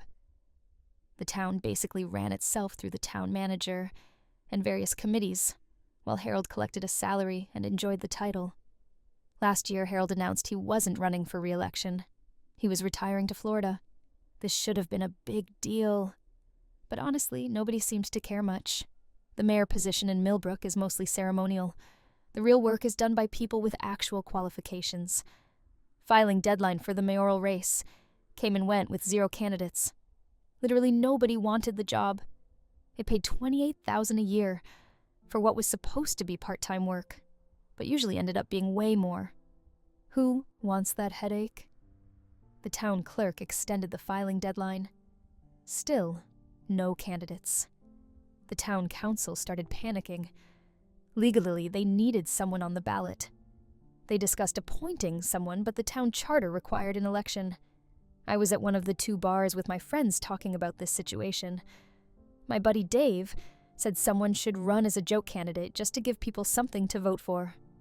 We were several beers deep and thought this was hilarious. Dave dared me to do it. He said I wouldn't because I was too much of a coward. That was all it took. I was drunk and offended. I said I'd absolutely do it and drove straight to the town clerk's office before they closed to file my candidacy papers. The town clerk, a woman named Margaret who'd held the job for 40 years, looked at me over her glasses when I submitted my forms. She asked if I was serious. I said yes. She said I'd need 50 signatures from registered voters. I said no problem. I spent the next week getting my friends and their families to sign my petition. Most people thought it was funny. Kevin Morrison for mayor became a running joke. People signed because why not? There was nobody else running anyway. I submitted my signatures. Margaret verified them. I was officially on the ballot as the only candidate for mayor of Millbrook, Vermont. I didn't campaign. I didn't make promises. I didn't even put up yard signs. I figured I'd technically win by default since I was unopposed. Everyone would have a laugh, and then I'd immediately resign so they could appoint someone qualified. Election day came. I voted for myself as a joke. My parents voted for me because I'm their son. My friends voted for me because we thought the whole thing was hilarious. I won with 73% of votes cast. The other 27% were write-in candidates. Someone got 15 write-in votes for their dog. Someone else got 12 votes for anybody but Kevin. I got 347 actual votes from people who either thought I was serious or wanted to see what would happen. The local newspaper ran a story with the headline, "Local hardware store employee elected mayor in uncontested race." My photo was me in my work vest looking confused. It was not flattering. I showed up to the swearing-in ceremony planning to resign immediately. Margaret administered the oath of office. I raised my right hand and repeated the words. I, Kevin Morrison, do solemnly swear to faithfully execute the office of Mayor of Millbrook, and will to the best of my ability preserve, protect, and defend the charter and ordinances of the town. Then the town council clapped politely, and the council president handed me a massive binder labeled Mayor's Handbook and Town Operations Manual. It was 3 inches thick. I tried to resign right there. The council president, a stern woman named Patricia, said I couldn't resign for at least 6 months per town charter. If I resigned, before then, it would trigger a special election that would cost the town money. She said I'd signed up for this, and I needed to at least try to do the job. I was stuck. I drunkenly filed to run as a joke, and now I was legally the mayor and couldn't quit for 6 months. My first official act was a town council meeting 2 days later. I had no idea what I was supposed to do. I showed up and sat at the head of the table where Harold used to sit. The council went through their agenda: budget items, zoning applications, committee reports. I just nodded along, trying to look like I understood what was happening. Occasionally, someone would ask, "Does the mayor approve?" And I'd say yes, because I had no basis to say no. One council member asked my opinion on the proposed expansion of the recycling center. I had no opinion on the recycling center. I said, "I think we should do what's best for the town." Everyone nodded, like I'd said something wise. I'd accidentally discovered that generic political phrases could cover for having no idea what was happening. After the meeting, Patricia pulled me aside. She said I needed to start actually learning the job. The mayor had real responsibilities: signing documents, representing the town at regional meetings, making decisions on personnel issues. She handed me the massive binder and told me to read it. I took the binder home and opened it that night. It was dense with town charter sections, ordinance summaries, operational procedures, budget information, emergency protocols. My job at the hardware store had never required this much reading.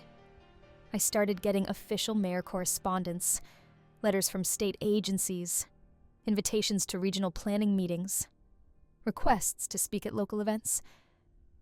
I had a town email address that was getting 20 messages a day about issues I didn't understand.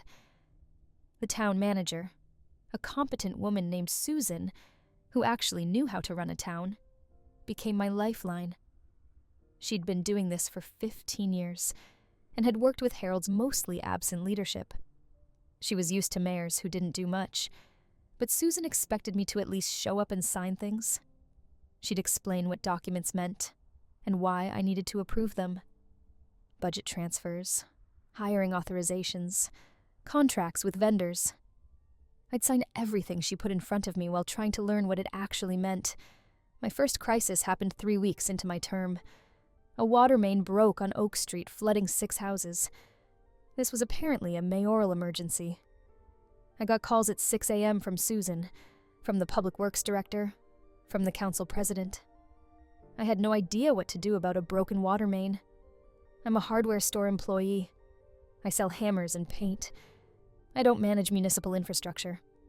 Susan walked me through it. Declare a local emergency. Approve emergency spending to fix it. Coordinate with public works on the repair. Visit the affected residents to show the town cares. Hold a press conference to explain what happened and what we're doing about it. Press conference. They wanted me to hold a press conference. The local newspaper and radio station showed up. I stood in front of microphones trying to sound like a mayor. We're taking this very seriously. Our top priority is the safety and well-being of our residents. Public Works is working around the clock to repair the main and restore service. Generic phrases. Confident delivery. Fake it until you make it. The press seemed satisfied. The residents got their water back within 2 days. Crisis handled despite my complete incompetence. But the crises kept coming. A dispute between neighbors over a property line. A business owner angry about permit denial. A citizen complaint about potholes. Everything escalated to the mayor's office. I was working 60 hours a week. Between my hardware store job and mayor duties, I couldn't quit the hardware store because I needed the income. The mayor's salary was only $28,000, and I had rent to pay. Susan suggested I consider making mayor my full-time job and quit the hardware store. I said that was insane. She said previous mayors had tried to do both, and it never worked well. The job needed more attention than part-time could provide. I looked at my finances. If I quit the hardware store and lived extremely frugally, I could barely survive on the mayor's salary. But I'd lose my health insurance and benefits from the store. The town council agreed to increase my salary to $35,000 with basic health insurance. Still not great, but survivable. I quit the hardware store after working there for 8 years. My boss thought I was crazy, leaving a stable job to be mayor full-time. So, there I was, 4 months into an accidental political career, working full-time as mayor of a town I barely understood. I threw myself into actually learning the job. I read the entire operations manual. I attended every meeting. I shadowed Susan to understand how town operations worked. I talked to department heads about their budgets and challenges. I discovered that being mayor involved way more than I'd expected. Yes, there were ceremonial duties like cutting ribbons and giving proclamations, but there was also real administrative work. Personnel decisions, budget management, long-term planning, representing the town in lawsuits.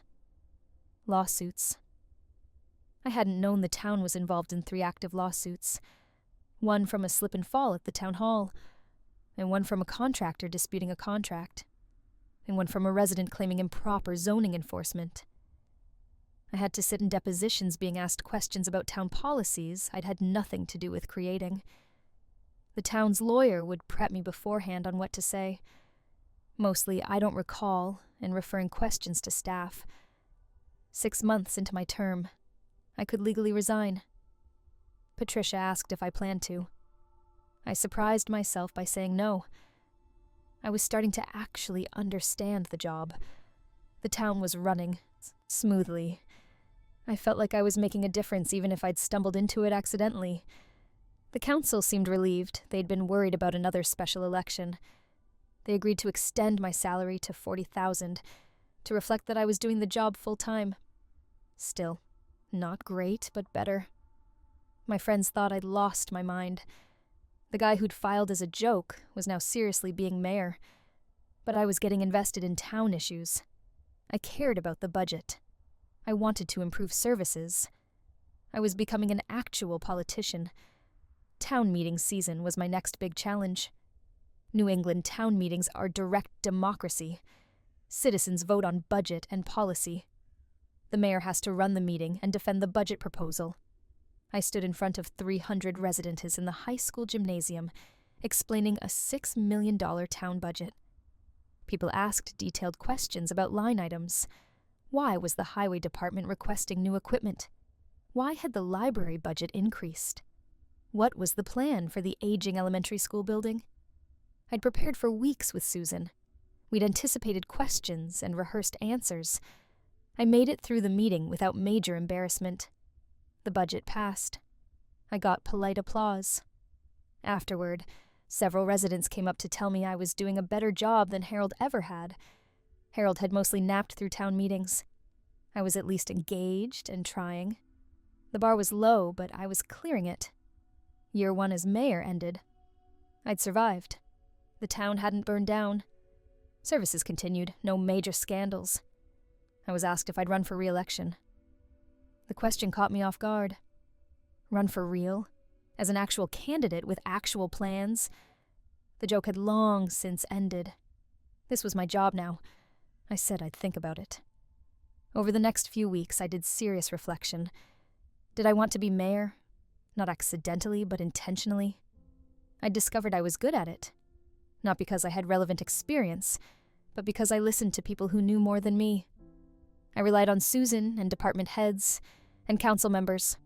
I wasn't too proud to admit when I didn't know something. Harold had been mayor for 23 years, running on autopilot. I'd been mayor for 1 year actually trying to improve things. We'd updated outdated policies. We'd improved communication with residents. We'd started planning for infrastructure needs. I announced I'd run for re-election. This time not as a joke, but as a real candidate with a real platform. Better roads, updated facilities, transparent government, support for local businesses. A woman named Barbara filed to run against me. She was 62 and had been on the planning board for 15 years. She was qualified and experienced. She should have won. But I'd spent a year building relationships. I'd shown up to everything. I'd learned people's names and their concerns. I'd proven I could do the job despite my unconventional path to it.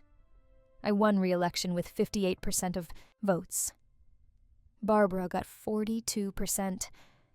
It was actually competitive, and I'd won on merit, not default. That's when being mayor got real. I had a mandate. People had actually voted for me knowing what they were getting. I couldn't hide behind accident anymore. Year 2, I became more ambitious. I secured a state grant for road improvements. I worked with the school board on a renovation plan for the elementary school. I started monthly coffee hours, where residents could talk to me directly about concerns. I also made mistakes. I approved a development project that upset neighbors. I mishandled a personnel issue and had to do damage control. I got into a public disagreement with a council member over budget priorities. Being mayor turned out to be part administrator, part therapist, part referee. I mediated disputes. I listened to complaints. I made decisions that made some people happy and others angry.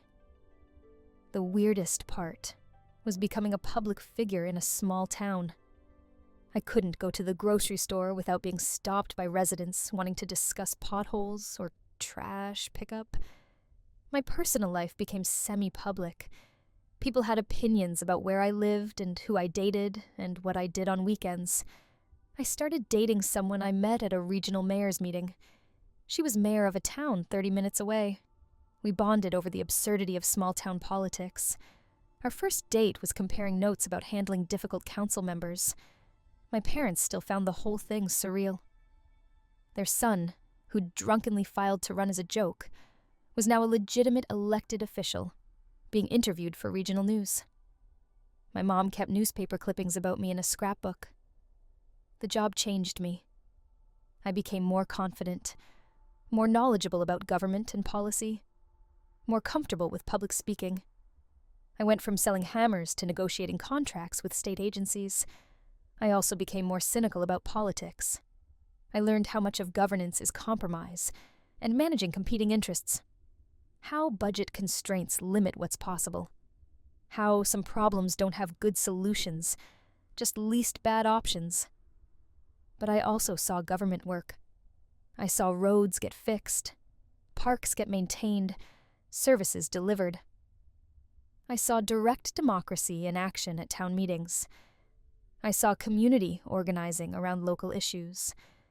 Small-town politics is both petty and profound. People get worked up about noise ordinances and chicken coops, but they also come together during emergencies and support each other through hard times. Year 3 now, and I'm fully invested in this job I never intended to have. I'm planning another re-election campaign. I want to stay mayor and continue the work we've started. The hardware store where I used to work put up a sign. Former employee Kevin Morrison, now mayor of Millbrook. They use it as a fun fact to tell customers, the weird career trajectory of their former paint department guy. I go back sometimes to buy supplies for town projects. My old co-workers tease me about becoming a politician. I remind them I still don't really know what I'm doing. I've just gotten better at hiding it. Susan, the town manager, who's been my guide through all this, told me recently that I'm the best mayor she's worked with. Better than Harold, who barely did the job. Better than the mayor before Harold, who micromanaged everything. I actually delegate and trust department heads, while staying engaged enough to make informed decisions. I learned to be mayor by doing it. By showing up, asking questions, making mistakes, and trying to improve. Not the traditional path, but it worked. I've been invited to speak at state municipal association conferences about non-traditional paths to local office.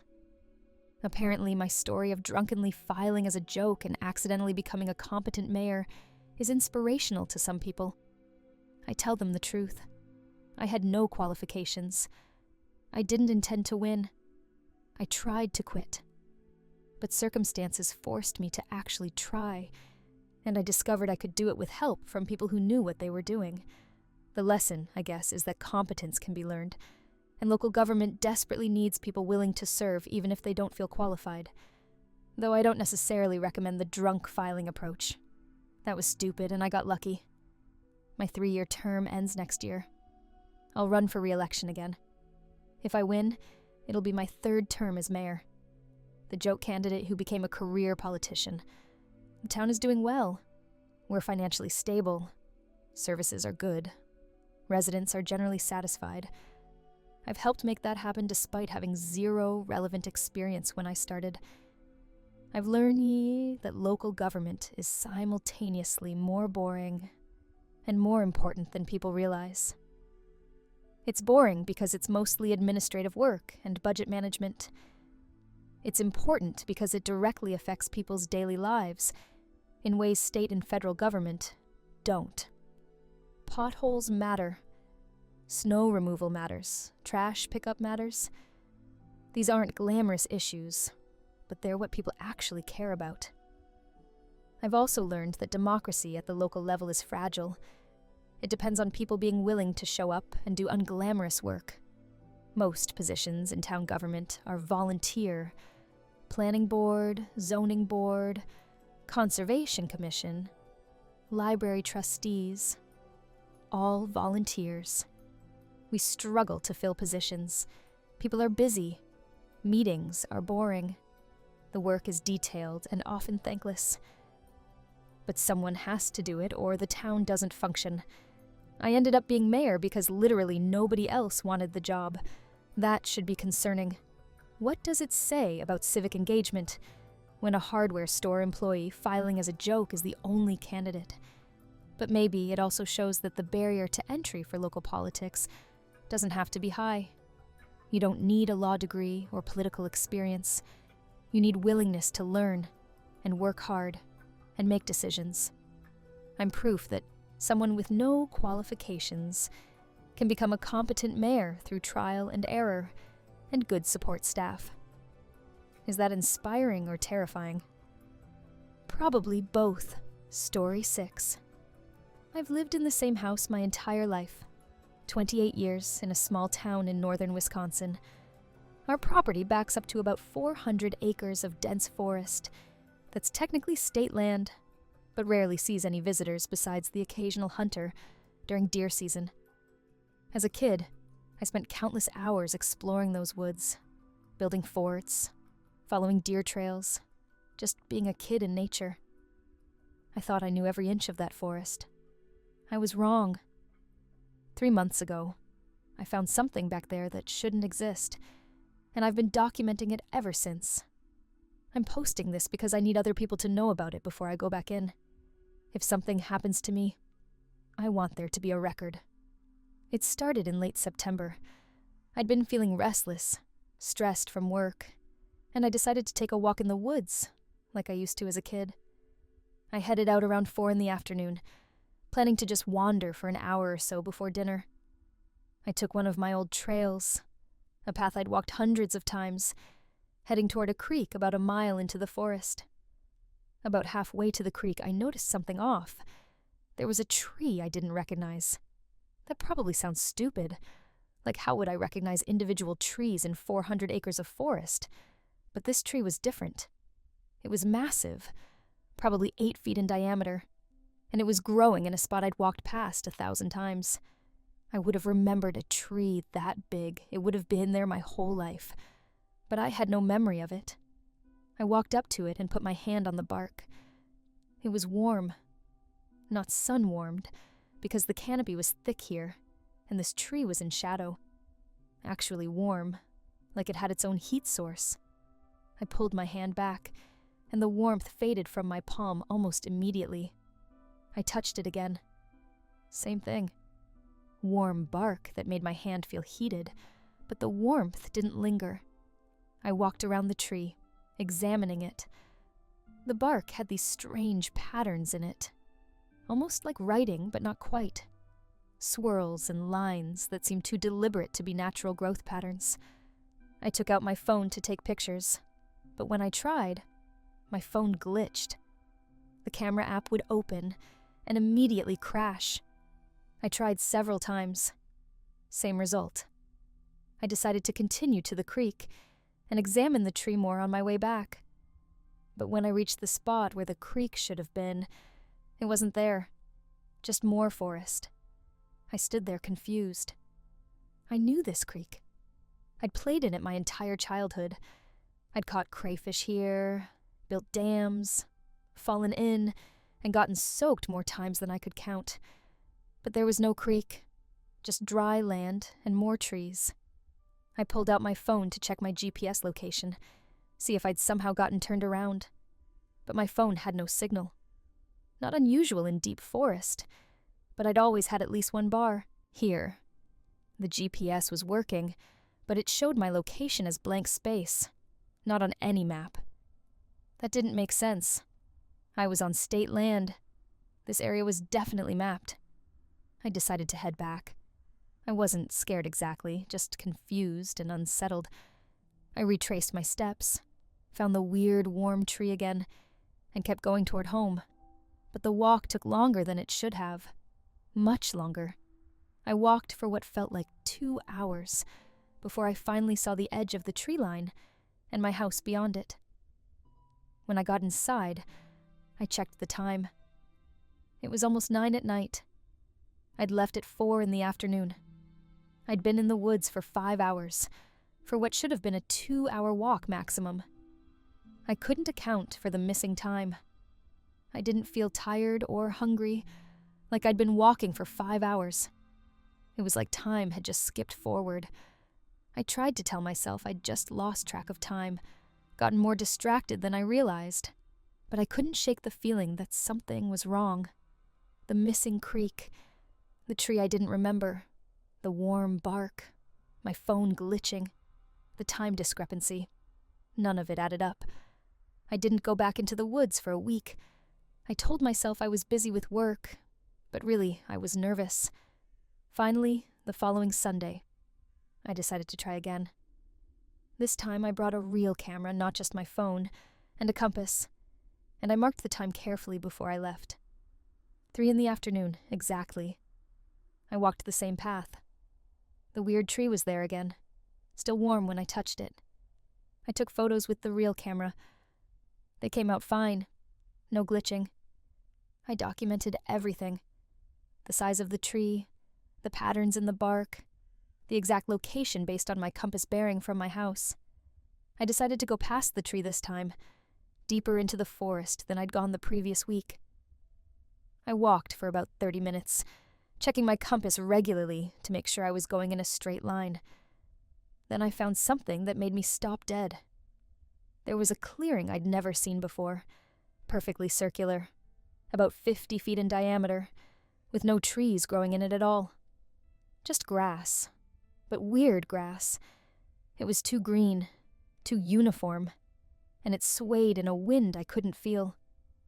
The air in the clearing was completely still, but the grass moved like it was in a strong breeze. I stood at the edge of the clearing and took photos. Through the camera viewfinder, the clearing looked normal, just a regular grassy area. But when I looked with my naked eyes, the grass was swaying, and the green was almost luminescent. I lowered the camera and the weirdness came back. Raised it again and everything looked normal through the lens. I stepped into the clearing and immediately felt dizzy. The ground seemed solid, but my sense of balance went haywire. I took 3 steps in and had to stop. My vision was swimming. My ears were ringing, and I felt like I was going to throw up. I stumbled backward out of the clearing and the feeling stopped instantly. Total relief. Like a switch had been flipped. I walked around the perimeter of the clearing instead. It was perfectly circular, I confirmed that. I found 4 large stones, placed at even intervals around the edge, like markers. The stones had the same kind of patterns carved into them as the bark of the weird tree. I photographed all of them. I checked my watch. It was 3:45. I'd only been walking for 45 minutes, but I felt exhausted, like I'd been hiking all day. I decided to head back. I used my compass to retrace my path, and I made it home by 4:30. This time, the time made sense. The walk took as long as it should have taken. I spent the next 2 days going through my photos. The tree looked massive and strange in the pictures, but the bark patterns were hard to make out. They looked like random texture in the photos, even though I could see them clearly with my eyes when I was there. The clearing photos were even weirder. In the pictures, it looked like a completely normal forest clearing. No swaying grass, no luminescent green, just regular trees and regular grass. But the stones showed up. The patterns on them were visible in the photos, and they were definitely deliberate. Carved, not natural. I tried to research what kind of symbols they were, but I couldn't find anything that matched. They weren't Native American petroglyphs, weren't runes, weren't any alphabet or symbol system I could identify. I posted some of the photos on a forum for hikers and outdoors enthusiasts, asking if anyone recognized the area or the symbols. Most people said they looked like random markings, maybe from logging equipment or survey markers. One person suggested they might be old boundary stones. Nobody seemed to think they were as weird as I thought they were. I went back the next weekend, Saturday morning this time, wanting to have the whole day in case I lost time again. I brought more equipment, a GPS tracker that could record my path, a digital voice recorder, extra batteries for everything, water, and snacks. A real hiking backpack. I was prepared. The tree was there, still warm. I recorded myself touching it, describing the sensation. I continued to the clearing. It was exactly as I'd found it before. Swaying grass, dizzy-making interior, stones with carved patterns. This time I tried something different. I tied a piece of bright orange surveyor's tape to a tree at the edge of the clearing, a marker so I could find it again easily. Then I decided to try to cross the clearing instead of walking around it. I thought maybe if I moved faster, pushed it through the dizziness, I could get to the other side and see what was beyond it. This was stupid in retrospect, but I was curious, and I wasn't thinking about safety. I took a deep breath and ran into the clearing. The dizziness hit immediately, but I kept running. 3 steps, 5 steps, 10 steps. My vision was tunneling. My legs felt like rubber, but I kept going. 15 steps, and I was in the center of the clearing. 20 steps, and I should have been close to the other side. But I wasn't. The clearing had gotten bigger, or I was moving slower, or something. I looked back, and the edge I'd entered from seemed impossibly far away. I looked forward, and the other side seemed just as distant. I was in the center of what should have been a 50-foot circle, but it felt like I was in the middle of a football field. I stopped running and immediately fell to my knees. The dizziness was overwhelming. I closed my eyes and tried to breathe, tried to fight the nausea. I could hear something, a sound like wind chimes, but lower pitched, musical, but not quite music. I opened my eyes, and the grass around me was glowing. Actually, glowing, pulsing with a soft green light, in rhythm with the chime sounds. I'm not ashamed to say I panicked. I scrambled to my feet and ran back the way I'd come, or what I thought was the way I'd come. The dizziness made it hard to run straight. I staggered and weaved, the glowing grass reaching up like it was trying to grab my ankles. It wasn't. The grass was just grass, but in my panic, it felt threatening. I fell twice before I finally reached the edge of the clearing and tumbled out into normal forest. I lay there gasping, waiting for my head to stop spinning. When I finally felt stable enough to sit up, I checked my voice recorder. It had recorded the whole thing, including the chime sounds. They were faint, but audible on the playback. I checked my GPS tracker. According to it, I'd never entered the clearing. My path showed me walking up to the edge, standing there for about 3 minutes, then walking away. But I had entered it. I'd run into the center. I'd fallen. I'd heard the chimes and seen the glowing grass. The GPS was wrong, or it couldn't track whatever space existed inside that clearing. I went home, and I spent the next week researching everything I could about strange clearings, missing time, weird forest phenomena. I found stories about fairy rings, thin places where the veil between worlds is weak, dimensional anomalies, all sorts of explanations from folklore and fringe science. Nothing that felt quite right, but plenty that was unsettling. I found academic papers about places where compasses go haywire, where electronics malfunction, where people report lost time and disorientation. Most of it was explained by magnetic anomalies or underground metal deposits or natural gas seepage, but none of the explanations quite fit what I was experiencing. I decided I needed to document the clearing more thoroughly, set up cameras, maybe leave them overnight, see if I could capture whatever was happening there. I ordered a trail camera, the kind hunters use to monitor wildlife, and waited for it to arrive. While I waited, I started having dreams about the clearing. Not nightmares exactly, but intense dreams where I was standing in the center and the grass was talking to me. Not in words, but in feelings. It wanted me to understand something. It was trying to show me something, but I couldn't grasp what it was. I'd wake up from these dreams with a sense of urgency, like I was running out of time to figure this out. During the day, I'd find myself staring at the forest behind my house, feeling pulled toward it. I'd have to consciously stop myself from just walking back there without preparation. The trail camera arrived on a Thursday. That Saturday, I went back. The tree was there. The clearing was there. Everything was as I'd found it. I set up the trail camera at the edge of the clearing, pointed toward the center, and activated it. It was set to record any motion and to take time-lapse photos every 10 minutes. I left it there and went home. I planned to leave it for a week before retrieving it. I wanted to capture whatever happened in that clearing over multiple days and nights. That week was torture. I couldn't stop thinking about what the camera might be recording. I had more dreams, more intense each night. In the dreams, the clearing was trying to show me doors, openings to somewhere else, and something on the other side was aware of me, was watching me back. I made it 5 days before I couldn't wait anymore. I went back to get the camera. The tree was there. The clearing was there. But the camera was gone. Not just turned off or knocked over. Gone. I searched the entire perimeter of the clearing. Nothing. No sign it had ever been there, except the small holes in the tree where I'd screwed in the mounting bracket. I was upset, but not entirely surprised.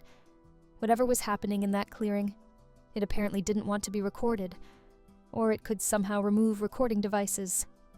Either way, I'd lost a $300 camera and had nothing to show for it. I sat down at the edge of the clearing, frustrated and trying to figure out my next move. That's when I noticed something new. There was a path on the opposite side of the clearing. Not a deer trail or an old hiking path. A deliberate path, marked with small stones on either side, leading deeper into the forest. This path hadn't been there before. I was certain of it. I'd walked the perimeter of this clearing multiple times, and there had been no path. But now there was, clear as day, almost like it was inviting me to follow it. Every horror movie I'd ever seen told me not to follow the mysterious path that appeared out of nowhere. But I'd come this far. I'd lost time, found impossible trees, discovered clearings that made me dizzy, and grass that glowed. what was one more impossible thing? I followed the path. It wound through the forest for about 10 minutes before opening into another clearing. This one was smaller, maybe 20 feet across, and in the center was a structure. I don't know what else to call it. It wasn't a building. It was like someone had woven branches and vines together into a dome shape, but the plants were still alive and growing. The structure was breathing. I could see it expanding and contracting slightly, rhythmically. I approached slowly. There was an opening in the structure, a doorway of sorts. I knelt down and looked inside. It was bigger on the inside than it should have been. The interior was like a small room, maybe 10 feet across, even though the exterior was only about 6 feet in diameter. The walls pulsed with that same green luminescence I'd seen in the grass. I didn't go inside. I'm not that reckless.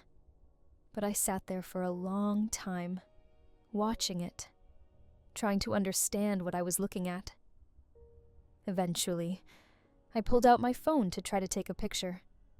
The camera app opened without crashing this time, but when I took the photo, the image showed only normal forest. No structure, no woven dome, just trees and underbrush. I put my phone away and just observed. The structure continued its gentle breathing. The light pulsed, and I felt more than heard, that same sense of invitation, of being welcomed, of something wanting me to enter. I checked my watch. I'd been there for 2 hours, but it had felt like maybe 20 minutes. Time was slipping again. I decided I needed to go home and process this before I did anything else. I marked the tree nearest the path entrance with orange tape so I could find my way back. The walk home felt normal. No time jumps, no disorientation. I made it back in the time I expected it to take. But when I got home, I felt changed. I can't explain it better than that. Like something had shifted inside me. Like I'd seen something that changed my understanding of what was possible. I've been back 3 times since then. The structure is always there. The clearing is always there. The tree is always warm. And each time I go, I feel more pulled to go inside the structure, to step through that doorway and see what's beyond it. I've researched similar phenomena, found accounts of people who've found structures or doorways in forests that shouldn't exist. Most of these accounts are folklore or legend, but some are more recent, more credible. People who've reported finding doors to nowhere, buildings that can't exist, paths that lead somewhere impossible. Some of these people went through the doors. Most of them came back different. Some didn't come back at all. The accounts from those who returned are vague and contradictory. They talk about other places, other times, spaces that don't follow normal rules. They talk about beings that aren't quite human, about time moving differently, about knowledge that can't be put into words. I've decided I'm going to enter the structure. Not today, maybe not this week, but soon. I need to know what's inside. I need to understand what this place is. But I'm documenting everything first, writing it all down, making sure there's a record. I'm leaving this information with my best friend, along with directions to the clearing and photos of the symbols on the stones. I've told him that if I don't contact him within 24 hours of going in, he should send this to the authorities and tell them where to look for me. I've also set up a Dead Man's Switch email that will send this account to multiple people if I don't check in every 48 hours. I'm trying to be smart about this, even though I'm planning to do something that's probably incredibly stupid. Part of me thinks I should just let this go. Stop going into the woods. Forget about the clearing and the structure. Go back to my normal life. But I can't. Whatever is back there, it's been calling to me. And I think it's been there my whole life. Waiting. I think there's a reason I found it now. At this point in my life, I think I'm supposed to go inside, Tomorrow is Saturday. I'm planning to go in then. I'll have the whole weekend in case time moves differently.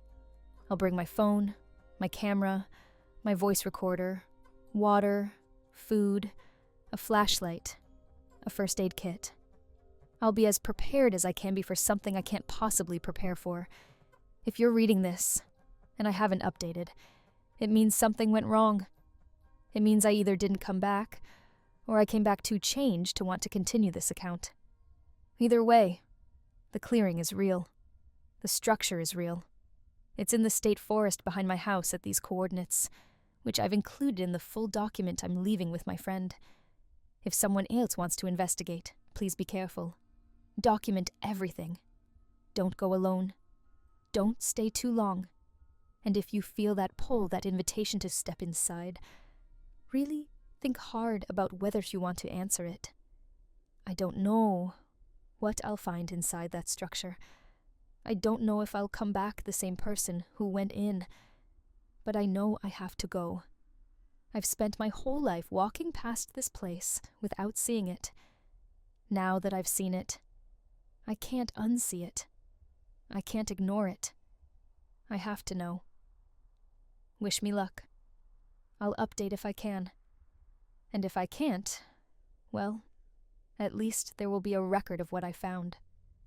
At least someone will know that there are strange things in those woods. That reality is thinner in some places than others. That doors exist that lead to somewhere we're not supposed to go. But I'm going anyway. Tomorrow. Into the breathing structure, in the clearing with the glowing grass and the carved stones and the impossible geometry. Into whatever waits beyond that doorway. I hope I come back. I hope I can tell you what I found. But if I don't, remember this. The forest behind my house isn't what it seems. And if you ever find a clearing with swaying grass and perfect circular stones, maybe don't do what I'm about to do. Or maybe do. Maybe that's what it's there for. Maybe we're supposed to find these places. Maybe we're supposed to go through these doors. I guess I'll find out tomorrow. Story 7. I've worked as a pharmacy technician for 8 years at various chains and independent pharmacies. I thought I'd seen every type of medication, every unusual prescription, every strange customer request. Then I got a job at Harmon's Pharmacy in a small town in upstate New York. And I discovered that some pharmacies don't just fill prescriptions for physical ailments. They fill prescriptions for things that shouldn't be possible to cure. Harmon's Pharmacy has been in the same location since 1952. A small, stand-alone building on Main Street with that vintage charm that makes it look like a movie set. The owner, Mr. Harmon, is in his 70s and has been running the place since he inherited it from his father in 1985. When I interviewed for the position, he asked me only one question that seemed unusual. He asked if I believed in the impossible. I thought it was some kind of personality test, so I gave a diplomatic answer about keeping an open mind. He smiled and said that was good enough. I started the following Monday. The first 2 weeks were completely normal. Standard prescriptions for blood pressure, diabetes, antibiotics, the usual pharmacy fare. I learned the computer system, got to know the regular customers, settled into the rhythm of the work.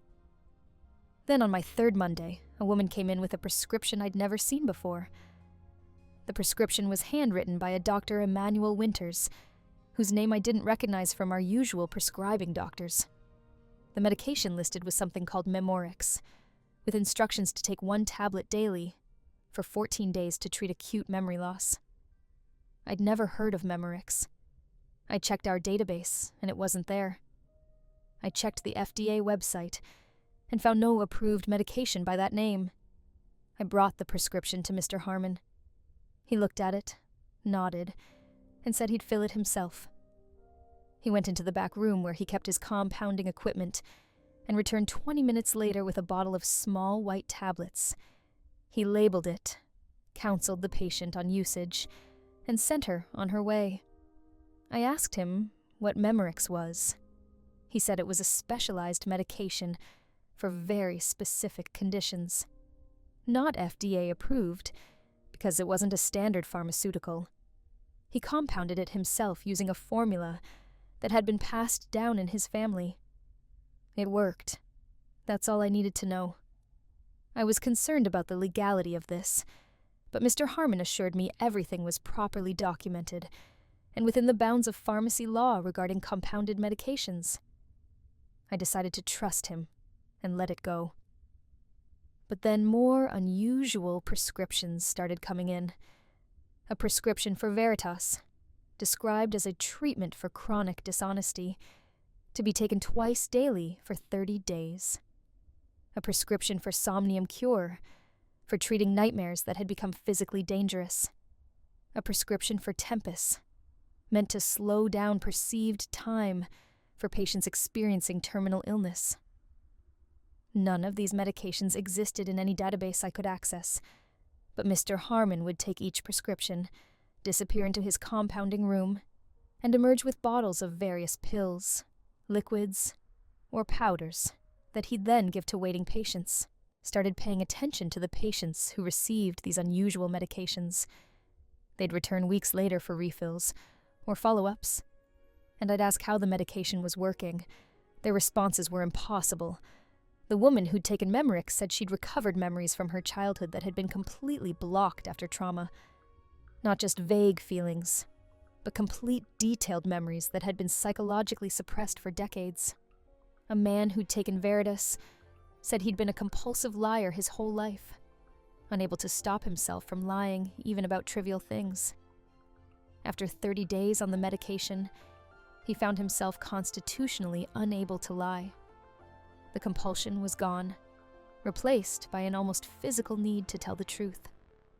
A teenager who'd taken Somnium Cure said her nightmares had been so violent she'd been injuring herself during sleep.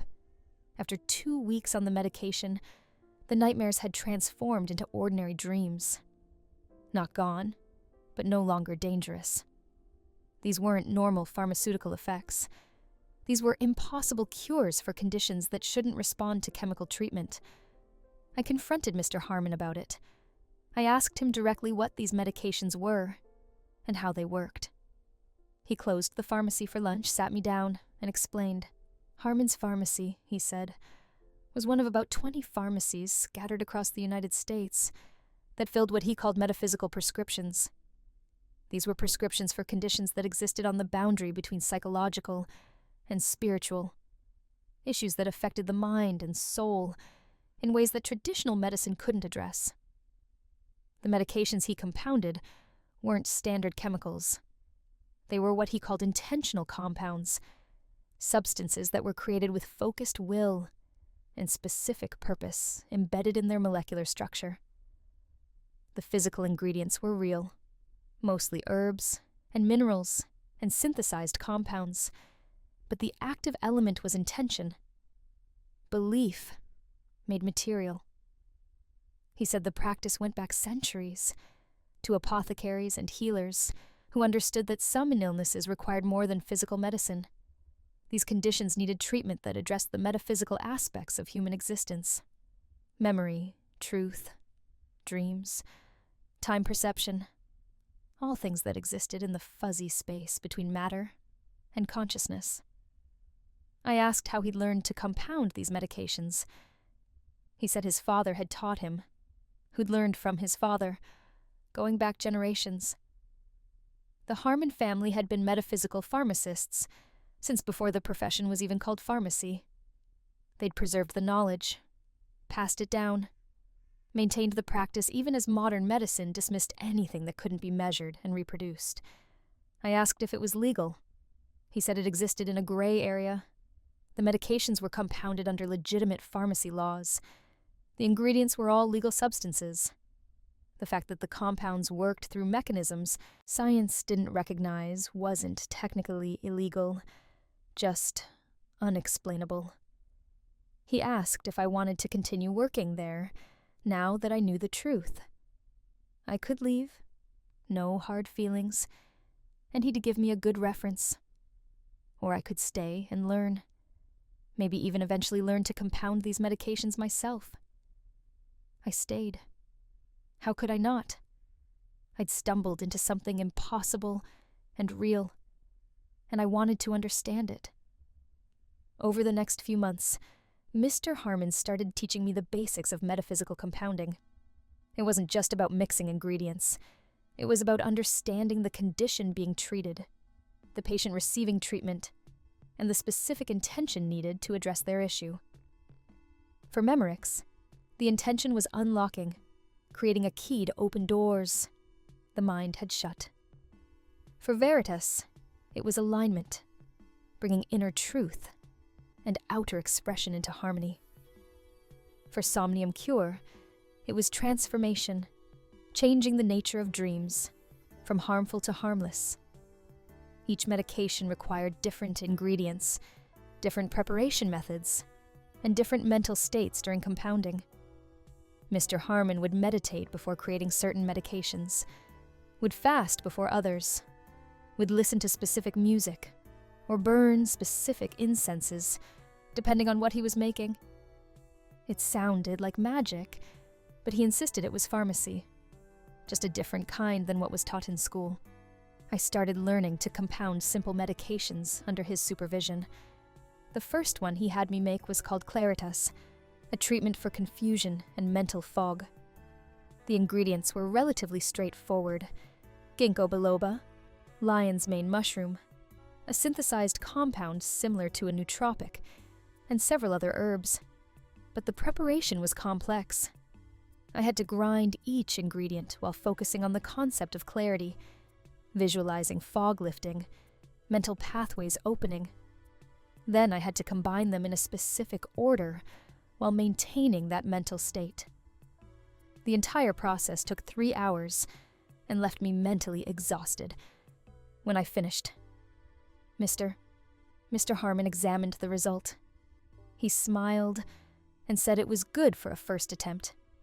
The medication would work, maybe not as powerfully as his own compounds, but it would help. We gave it to a patient the next day, a college student struggling with brain fog so severe she couldn't study or focus. She returned 2 weeks later saying the fog had completely lifted. She was thinking clearly, for the first time in months. I'd made something that worked. Not through placebo effect, because I'd seen enough patients respond to these medications to know the effects were real. I'd made something that affected consciousness in measurable ways, using ingredients and intention. As I learned more, I discovered that different conditions required different approaches. Some conditions, like chronic dishonesty or memory loss, had specific medications that worked reliably. But others were more complex, requiring custom compounds designed for individual patients. A woman came in with a prescription for treatment of temporal displacement syndrome. She said she'd been experiencing time non-linearly since a near-death experience. She'd remember things that hadn't happened yet, and forget things that had already occurred.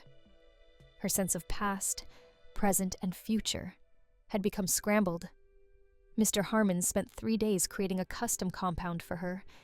He used chronobiological herbs, minerals with specific crystalline structures, and compounds that affected circadian rhythms. But the key ingredient was something he called temporal anchor essence, which he created through a process I still don't fully understand. The woman took the medication for a month. When she returned, she said time had stabilized. She was experiencing moments in order again, no longer jumping between past and future. The medication had somehow reset her temporal perception. I asked Mr. Harmon how that was possible. How could a physical substance affect something as abstract as temporal perception? He said the consciousness and matter weren't as separate as we believed. Everything was energy, including thoughts and perceptions. The right combination of physical substances, prepared with proper intention, could influence that energy in specific ways. It sounded like pseudoscience, but I'd seen it work too many times to dismiss it. Not every prescription could be filled. Some conditions were beyond even metaphysical pharmacy. A man came in with a prescription for treatment of inevitable death.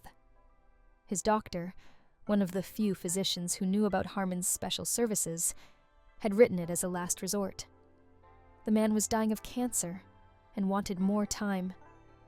Mr. Harmon looked at the prescription for a long time. Then he called the prescribing doctor and had a quiet conversation. When he hung up, he told the man he couldn't fill it.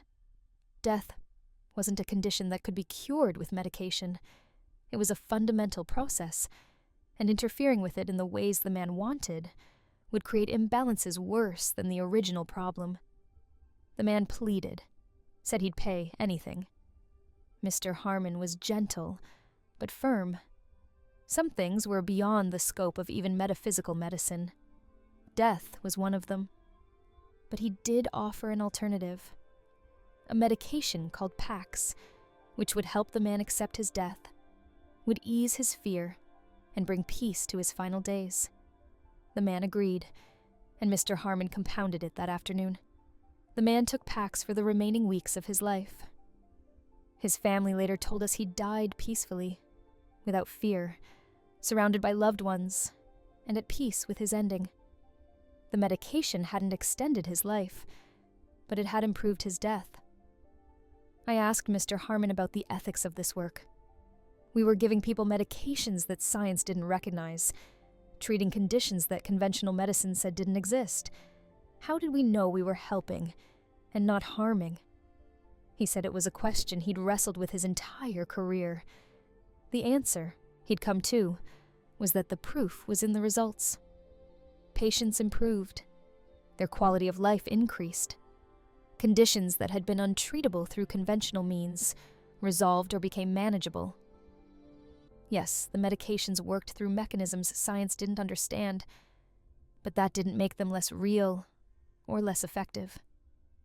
Science was constantly expanding, discovering new things.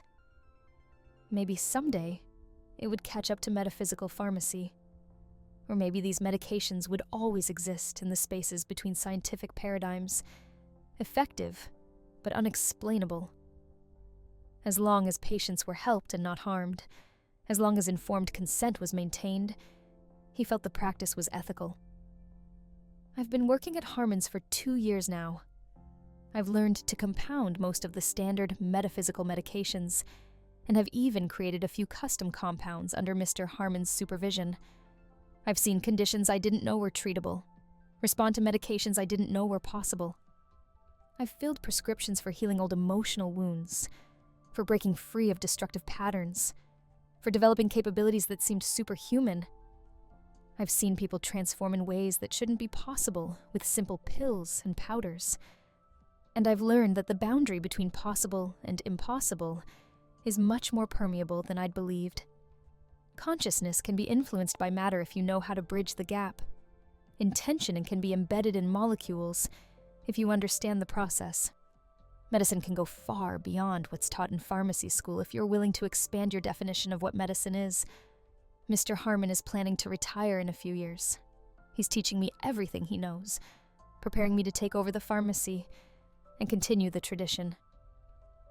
I'll inherit not just a business, but a responsibility. To maintain this service. To help people with conditions that exist in the spaces between body and mind. To preserve knowledge that might otherwise be lost. I sometimes wonder what other pharmacists would think if they knew what we were doing here. Most would probably think we were frauds or delusional. Some might report us to licensing boards or regulatory agencies. But a few, the ones who'd seen things they couldn't explain, who'd witnessed recoveries that shouldn't have happened, they might understand. Because at the end of the day, pharmacy is about helping people. Whether you use conventional medications or metaphysical compounds, whether you work through mechanisms science fully understands, or through processes that remain mysterious, the goal is the same: to ease suffering, to restore function, to make life better. If you're ever in upstate New York, and you have a condition that conventional medicine can't treat, if you have a doctor willing to write an unusual prescription, come to Harmon's Pharmacy. We might be able to help. We fill prescriptions for conditions you didn't know were treatable. We compound medications you won't find in any database. We practice a kind of pharmacy that exists in the spaces between science and something else. And we help people, one impossible prescription at a time. The bell above the door just rang. Another patient with a prescription I've never seen before. Time to see what impossible condition needs treatment today. Because at Harmon's Pharmacy, impossible is just another word for not yet compounded. Story 8. My grandfather died 6 months ago, at the age of 93. He'd owned an antique shop in Salem, Massachusetts for over 50 years, called Blackwood's Curiosities and Fine Antiques. I inherited the shop, the inventory, and what I thought was a small but respectable family business. What I actually inherited was an elaborate con operation that's been running since the 1960s and involves fake provenance, forged documentation, and hundreds of wealthy collectors who've been buying cursed items that aren't actually cursed. And now I'm legally bound to maintain the scam or face lawsuits that would bankrupt me for generations. I'm a 36-year-old woman who works as a high school history teacher in Boston. I was close with my grandfather growing up. He was eccentric and mysterious, which I found charming. He'd tell stories about the antiques in his shop, their histories, their previous owners, sometimes their supernatural properties. I thought he was just a good storyteller making his merchandise more interesting. When he died, I was surprised to be named sole heir to his estate. My mother had passed away years ago, and I was his only grandchild. The estate consisted of the shop building, which he owned outright, and all the inventory and business assets. The lawyer handling the estate said my grandfather had left specific instructions. I was to meet with his business manager, a man named Nathaniel Crane, who'd worked with my grandfather for 30 years. Nathaniel would explain the full scope of the business and my responsibilities as the new owner. I thought this would be a simple meeting about inventory and suppliers. I showed up at the shop after hours as instructed. Nathaniel was there, a thin man in his 60s with silver hair and an old-fashioned manner. He locked the door behind me and said we needed to have a very frank discussion about what I'd actually inherited.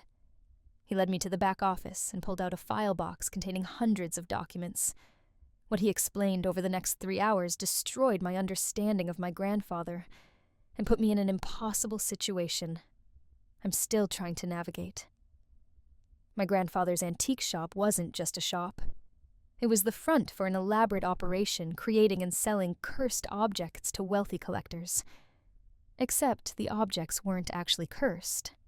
They were regular antiques that my grandfather and Nathaniel would give fake supernatural histories to, complete with forged provenance documents, manufactured legends, and carefully crafted mystiques. They'd been doing this since 1967. 50-plus years of selling haunted mirrors, possessed dolls, cursed jewelry, and spiritually significant artifacts to collectors willing to pay premium prices for items with dark histories. The scam worked like this. They'd acquire regular antiques through normal channels, estate sales, auctions, overseas dealers. Nothing special, just old items with no particular significance. Then my grandfather would create an elaborate backstory. This mirror belonged to a witch who cursed it before she died. This doll was possessed by the spirit of a murdered child. This ring caused 3 deaths in the family that owned it. He'd forged documentation to support these stories. Letters from previous owners describing supernatural events. Newspaper clippings from the 1920s about mysterious deaths. Journal entries from supposed victims. All fabricated, but made to look authentic. Nathaniel was the documentation expert. He had connections with forgers and document antiquing specialists. They could make a letter look like it was written in 1895. They could create newspaper clippings that would fool most experts. They'd also create provenance chains. The item would be traced back through multiple owners, each with their own piece of the cursed story. Sometimes they'd plant the items with dealers in other cities first, then discover them and buy them back, creating a legitimate paper trail. The final piece was selective selling. They didn't sell to just anyone. They cultivated relationships with wealthy collectors who wanted to own legitimately cursed or haunted items. People who believed in the supernatural and were willing to pay huge amounts for artifacts with dark histories.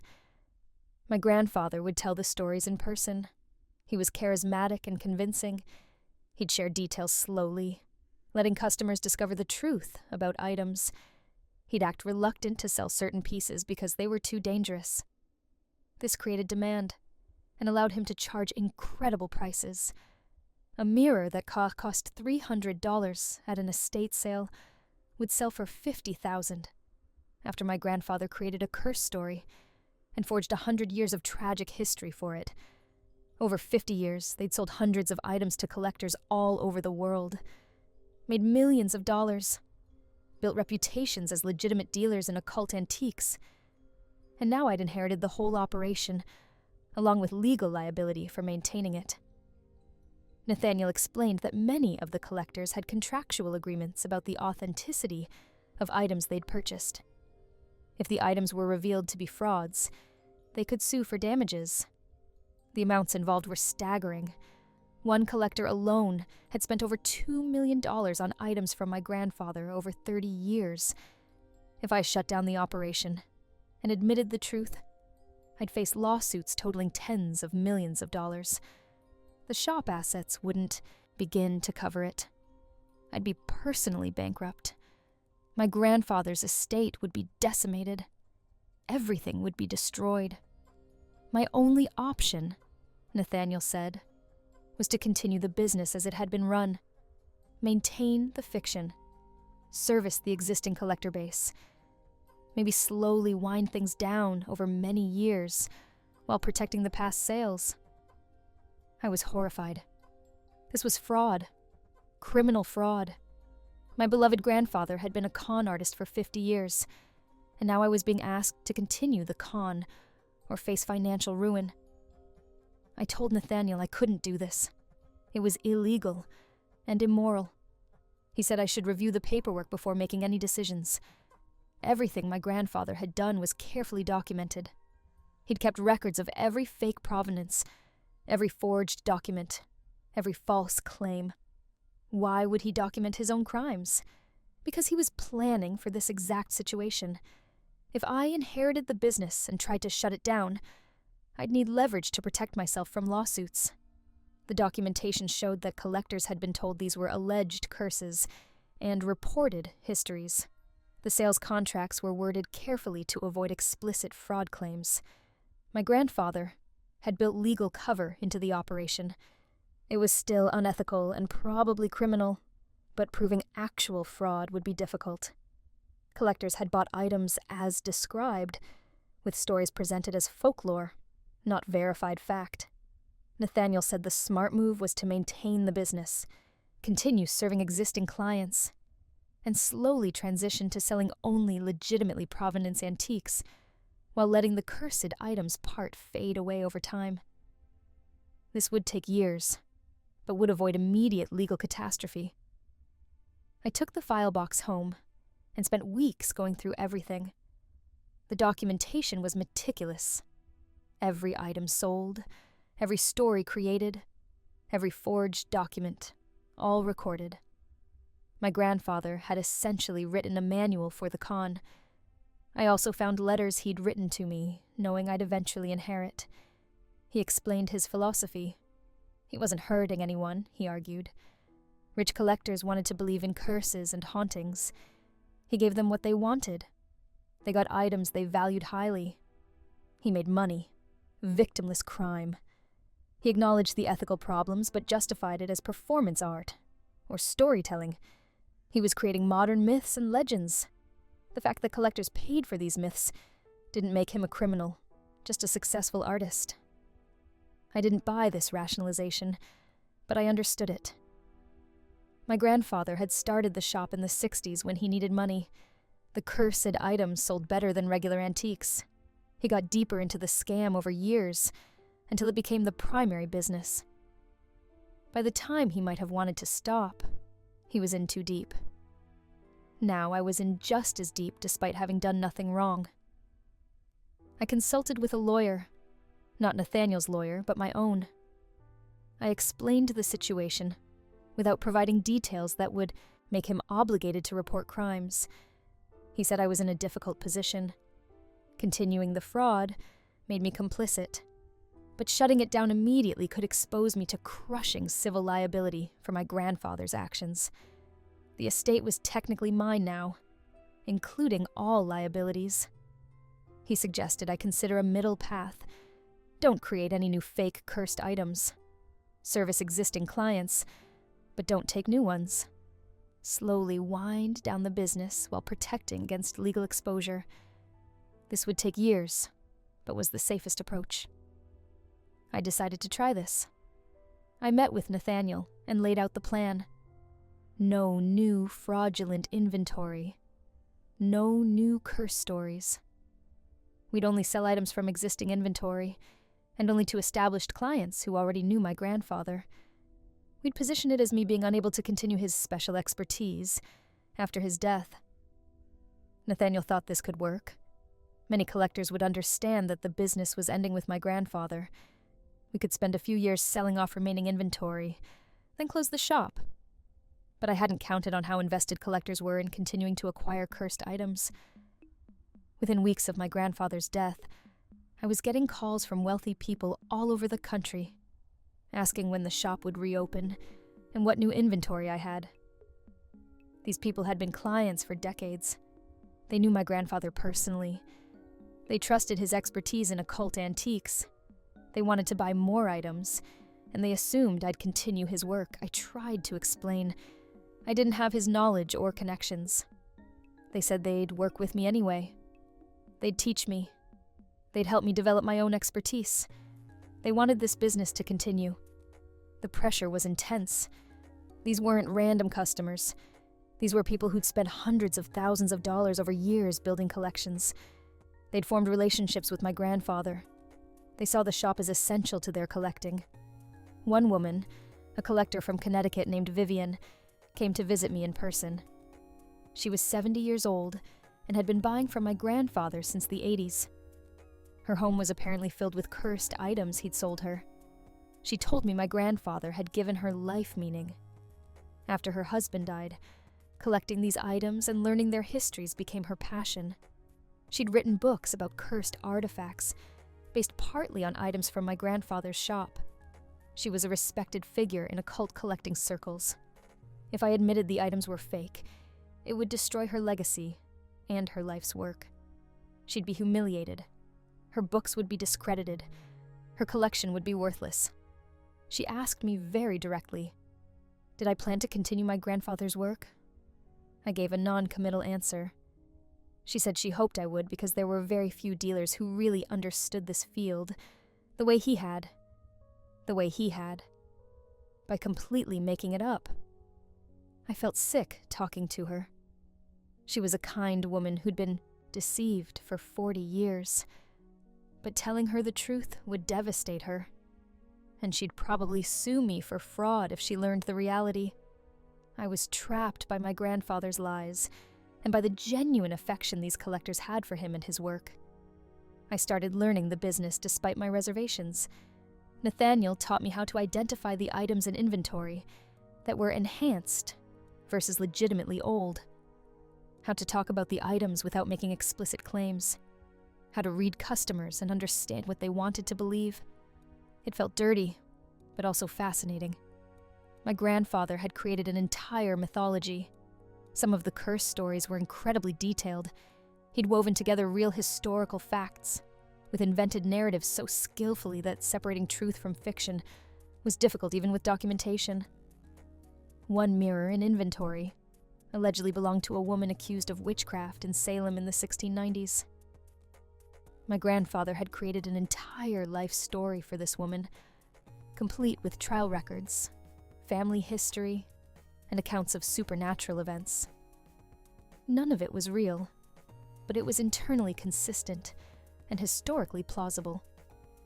A collector would research the woman's name and find my grandfather's planted references.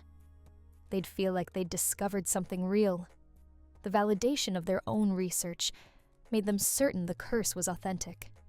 It was brilliant and horrible. I started selling items from existing inventory to established clients. I'd invite them to the shop and show them pieces, sharing the stories Nathaniel had helped me memorize. I'd sell items for thousands or tens of thousands of dollars to people who believed they were buying genuine cursed artifacts. Every sale made me complicit in the fraud. Every story I told was a lie. But every sale also protected me from legal exposure and gave me income to live on while I figured out what to do long term. 6 months in, and I'm still running the shop.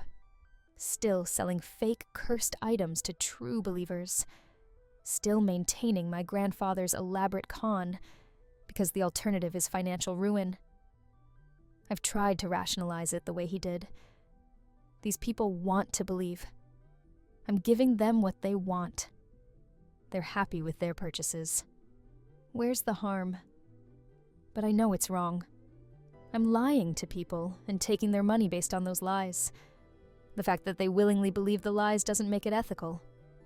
I've thought about gradual disclosure. Maybe I could slowly admit that some items might not be authentically cursed while maintaining plausible deniability. But Nathaniel warns this could trigger lawsuits. Some collectors have insurance on their items based on authenticated value. If authenticity is questioned, insurance companies might investigate, and I'd be exposed. I've thought about anonymous tips to authorities about the fraud, but that would ultimately trace back to me and destroy the estate I inherited. Plus, I'd be turning in my dead grandfather and possibly myself. I'm stuck in an impossible ethical situation of my own grandfather's making. Every day I go to work at a shop that's fundamentally a stage set for an ongoing con. Every customer interaction is a performance. Every sale is a lie. The shop is profitable. I'm making more money than I did teaching. The collectors are happy. Nobody's getting physically hurt. But I can't shake the feeling that I'm doing something deeply wrong. I've started seeing a therapist about this. I can't tell her the full truth for obvious reasons, but I talk around the edges of it. Inherited business that involves ethical compromises, family legacy that conflicts with personal values, being trapped by someone else's choices. She says I need to decide what I can live with. If continuing the business destroys my sense of self and ethics, no amount of money is worth it. But if I can find a way to reframe the situation and make peace with it, I could build something meaningful even from a flawed foundation. I don't know which path I'm on yet. Some days I think I'll wind this down over a few years and get out. Other days I think I'll fully embrace it and become the heir to my grandfather's empire of manufactured curses. The collectors have started calling me the keeper of Blackwood's legacy. They're creating a mythology around me too, the granddaughter who inherited supernatural knowledge and continues the family tradition of dealing in occulted artifacts. They don't know I inherited files and forgery techniques, not supernatural knowledge. They don't know every curse story is fiction. They believe in magic and mystery, and I'm giving them both. My grandfather's lawyer told me something interesting. Legally, I might not even be committing fraud. The items are legitimately old antiques. The stories are presented as folklore and historical accounts, not verified facts. Sales contracts are carefully worded. I'm arguably selling antiques with interesting stories attached, not making fraudulent claims. Whether that's true or just legal sophistry, I don't know. But it's the rationalization that lets me keep doing this. I've made some changes to distance myself from the most egregious fraud. I don't create new fake provenance. I don't commission new forged documents. I only sell from existing inventory with stories already created. I've positioned myself as a curator of my grandfather's collection, rather than a creator of new cursed items. This feels like a meaningful distinction, even if the end result is the same. I'm also slowly pivoting toward legitimate antiques. I've started acquiring regular items with genuine histories, and selling those alongside the cursed inventory. Eventually, the shop might transition to being a normal antique business, but that could take a decade. And in the meantime, I'm complicit in an ongoing fraud that's been running for over 50 years. I found my grandfather's personal journal hidden in the office safe. He'd been keeping it for decades. In it, he struggled with the same ethical questions I'm struggling with now. He started the curse business out of financial desperation. Then, it became profitable, and he couldn't stop. Then, it became his identity, and he convinced himself it wasn't really wrong. He was giving people joy and meaning through stories. By the end of his life, he believed his own mythology. He wrote about the items as if they really were cursed. He'd constructed such elaborate stories that the line between reality and fiction blurred for him. Reading his journal, I understood him better. He wasn't a heartless con artist. He was a storyteller who got carried away with his own stories. He created something beautiful and terrible and couldn't figure out how to stop it. Now it's mine. The beautiful, terrible thing. The shop full of fake curses and real money and customers who genuinely believe they're touching magic. I don't know how this ends. Maybe I'll find a way to gracefully exit and let the legend die with my grandfather. Maybe I'll be running this shop in 40 years, having convinced myself like he did that it's not really fraud, but art. What I do know is I inherited more than a business. I inherited a legacy of lies and the responsibility to either maintain them, sign, or tear them down at great personal cost. My grandfather wrote in his final journal entry that he hoped I'd forgive him for putting me in this position. He hoped I'd understand he'd been trapped by choices he made decades ago and couldn't undo without destroying everything. I don't forgive him yet, but I understand, because now I'm trapped too. Every day I unlock the shop door and turn on the lights and wait for collectors to come seeking cursed objects that will bring meaning to their lives. And every day I give them what they seek, knowing it's fiction, knowing I'm perpetuating a fraud, knowing I don't know how to stop. I'm the keeper of Blackwood's legacy now, the granddaughter of a brilliant con artist, the inheritor of 50 years of beautiful lies. And business is good. That's the part that haunts me most. Business is very good. Story 9. So this happened last month, and I'm still processing everything. I'm a 42-year-old guy who's been living a pretty average life, working as a middle manager at a logistics company, living in a decent apartment, driving a 10-year-old Honda. Nothing special.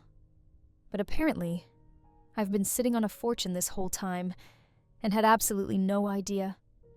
Back in 2008, I was going through a rough divorce. My ex-wife and I were splitting everything, and it was messy. I was 27, stupid, and made a lot of impulsive decisions during that time. One of those decisions was renting a storage unit to throw a bunch of stuff I didn't want to deal with. Old furniture, boxes of junk from our apartment, some things from my late grandfather's estate that I'd inherited but never looked through. I paid for a year up front because the facility was running some promotion, and honestly, I just wanted everything out of sight and out of mind while I figured out my life. Then I moved to a different city for a new job, started over, and completely forgot the storage unit existed. Like, totally blanked it from my memory. The divorce, the move, starting fresh. It all just got buried in my mind. I never went back, never thought about it, never received any notices because I'd given them my old address that I wasn't living at anymore. Fast forward to last month. I get a certified letter from a legal firm saying I need to contact them urgently regarding an outstanding matter. My first thought was that I was being sued or something. Turns out, the storage facility had been trying to reach me for over a year. Here's where it gets wild. Apparently, The storage unit company had some kind of billing error back in 2009 that affected multiple units, including mine. Instead of cutting off access or auctioning the contents like they normally would, my unit just kept getting marked as paid in their system for 15 years. Nobody caught it. The facility changed ownership twice, went through 3 different management software systems, and my unit just kept slipping through the cracks as an active paid account. Then last year, they did a massive audit before selling to yet another company, found the error, and discovered they had my unit that hadn't actually been paid for in over a decade. But instead of just auctioning it off, the new owners were trying to do things by the book and tracked me down through public records. The lawyer explained that I had 30 days to either pay the back fees, which were around $18,000 with late fees and interest, or they'd auction the contents. I laughed. I told them there was nothing valuable in there, just old furniture and junk, and they could have it. The lawyer insisted I should at least come look before making that decision. Something made me drive the 6 hours back to my old city. Maybe curiosity, maybe nostalgia, I don't know. When I got to the facility and they opened the unit, it was like a time capsule. Everything was dusty and covered in cobwebs, but there it all was. My old couch, boxes of books, kitchen stuff, my ex-wife's terrible artwork she insisted on keeping. And then I saw the boxes from my grandfather's estate. There were maybe 8 or 9 of them, and I remembered being too depressed and overwhelmed to go through them when he died. My mom had just boxed everything up and given it to me, and I'd thrown it all in storage during the divorce chaos. I started opening boxes, mostly just curious at this point. Old photo albums, his clothes, some tools, vintage fishing equipment, standard grandfather stuff. Then I opened a box that was heavier than the others. Inside were these leather portfolios, the kind you'd keep important documents in. I opened one and nearly dropped it. Stock certificates, dozens of them. But not just any stocks. Stocks in companies I recognized. Apple, Microsoft, Amazon, Google, all purchased in the 90s and early 2000s. My grandfather had apparently been investing small amounts regularly, and he'd kept physical certificates for everything because he was old school and didn't trust online accounts. My hands were shaking as I went through all the portfolios. There were certificates for hundreds of shares across maybe 20 different companies. Some companies I'd never heard of that probably went bankrupt. But the major ones, the ones that had split multiple times over the years and exploded in value, those were all there. I took everything to my car and drove straight home. Spent the next 3 days with an estate lawyer and a financial advisor going through everything. Here's what we figured out. My grandfather had invested maybe $50,000 total over about 15 years of buying stocks. He died in 2006, and those stocks transferred to me as part of his estate. Nobody knew about them, because he kept everything in a safe deposit box until shortly before he died, when he apparently moved them all to his home, and my mom just packed up everything without looking. After accounting for stock splits, dividends that were automatically reinvested where possible, and the growth of the companies over nearly 20 years, the total value was approximately $3.2 million. $3.2 million that had been sitting in a storage unit I forgot existed, accumulating dust, while I was eating ramen and stressing about credit card payments.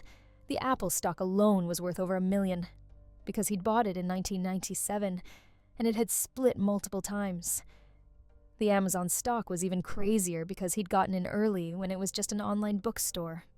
There were also shares of some companies that had been acquired by larger companies, which meant I had claims to settlements and cash payouts I never knew about. But here's the absolutely insane part. Because these were physical certificates that were never registered in any electronic system under my name, and because I technically inherited them in 2006, but never claimed them or reported them, the tax situation became incredibly complicated. The financial advisor explained that I'd owe capital gains tax based on their value in 2006, when I inherited them versus their current value, which was actually way better than if I'd discovered them back then and sold them recently. After all the taxes, legal fees, storage fees, and various other costs, I netted about $2.1 million. $2.1 million, because I was too depressed and lazy to go through my dead grandfather's stuff, and then forgot I'd even put it in storage. I paid off my debt, which was about $40,000 in student loans and credit cards. Bought a modest house, nothing crazy, just a nice 3-bedroom place in a good neighborhood. Set up a solid investment portfolio with help from the financial advisor. Put a bunch into retirement accounts. And I still have over $1 million just sitting there, earning interest, while I go to my regular job every day because I honestly don't know what else to do with myself. My ex-wife found out through mutual friends and tried to claim she was entitled to half, since we were married when I inherited it. Her lawyer laughed her out of their office when they realized I inherited it 2 years after our divorce was finalized and only discovered it last month. That was satisfying. The weirdest part is how much my life hasn't changed. I thought if I ever had money, I'd quit my job, travel the world, buy a sports car, all that fantasy stuff. But now that I have it, I'm terrified of losing it. I still use coupons at the grocery store. I still drive my old Honda because it runs fine. I haven't told anyone except my financial advisor, my lawyer, and my brother, who I trust completely. Work is bizarre now. My boss was yelling at me last week about missing a deadline, and all I could think was that I could buy his house with cash and still have money left over. But I just apologized and stayed late to finish the project, because what else am I going to do? I like my coworkers, I'm good at my job, and having structure keeps me sane. I did splurge on one thing. I bought my mom a new car.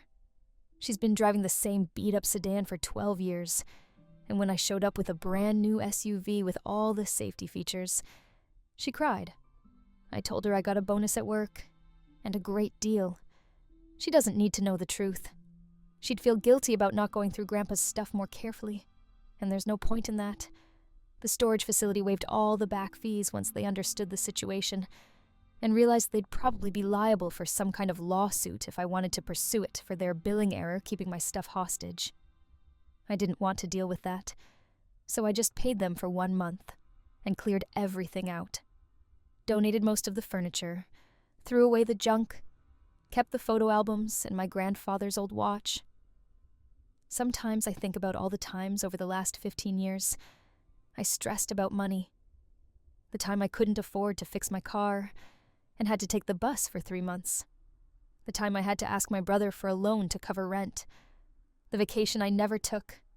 The dates I didn't go on because I couldn't afford a nice restaurant.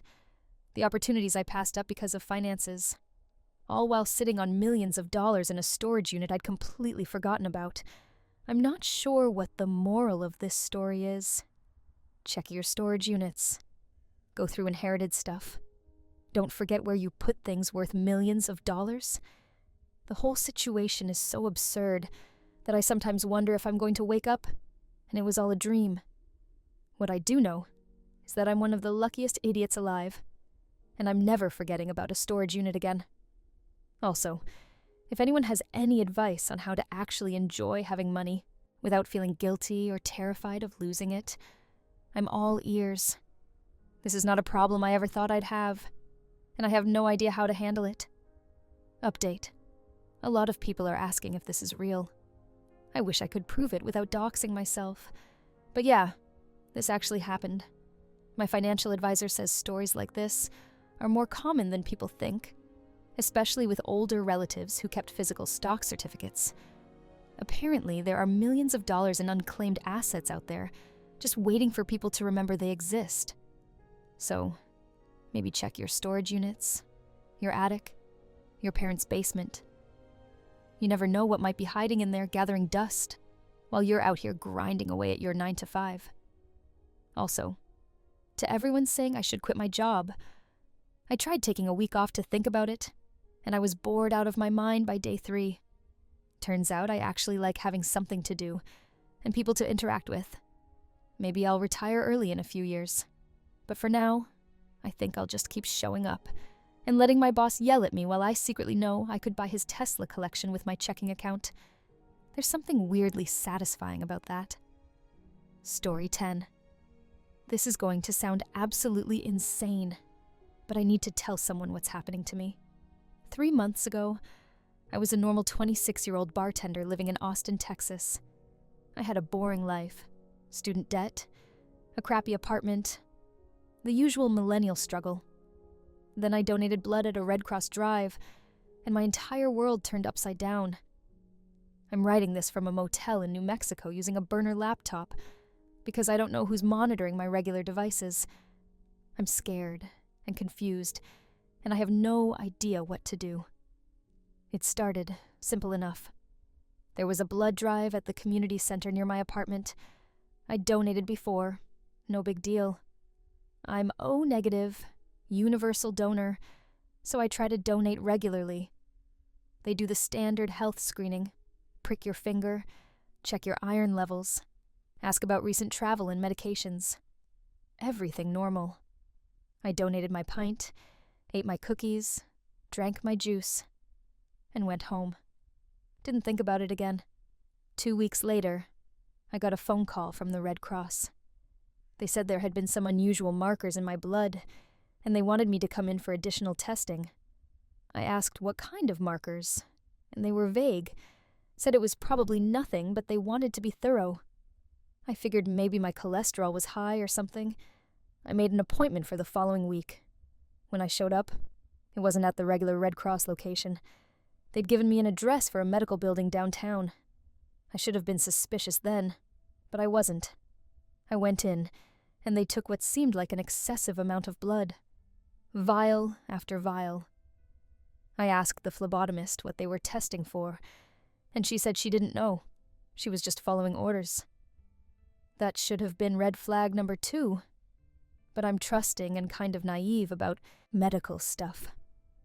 A week after that, I got another call. This time from a number I didn't recognize. A man introduced himself as Dr. Richard Chen from something called Biogenesis Research Institute. He said the Red Cross had forwarded my blood work to them because it showed some very interesting properties. He wanted to know if I'd be willing to participate in a research study. Paid research. $2,000 for a few days of testing. I'm broke, so I said sure. Why not? The appointment was at a private clinic in a nice part of town. The building was modern, all glass and steel, very expensive looking. Dr. Chen met me in the lobby.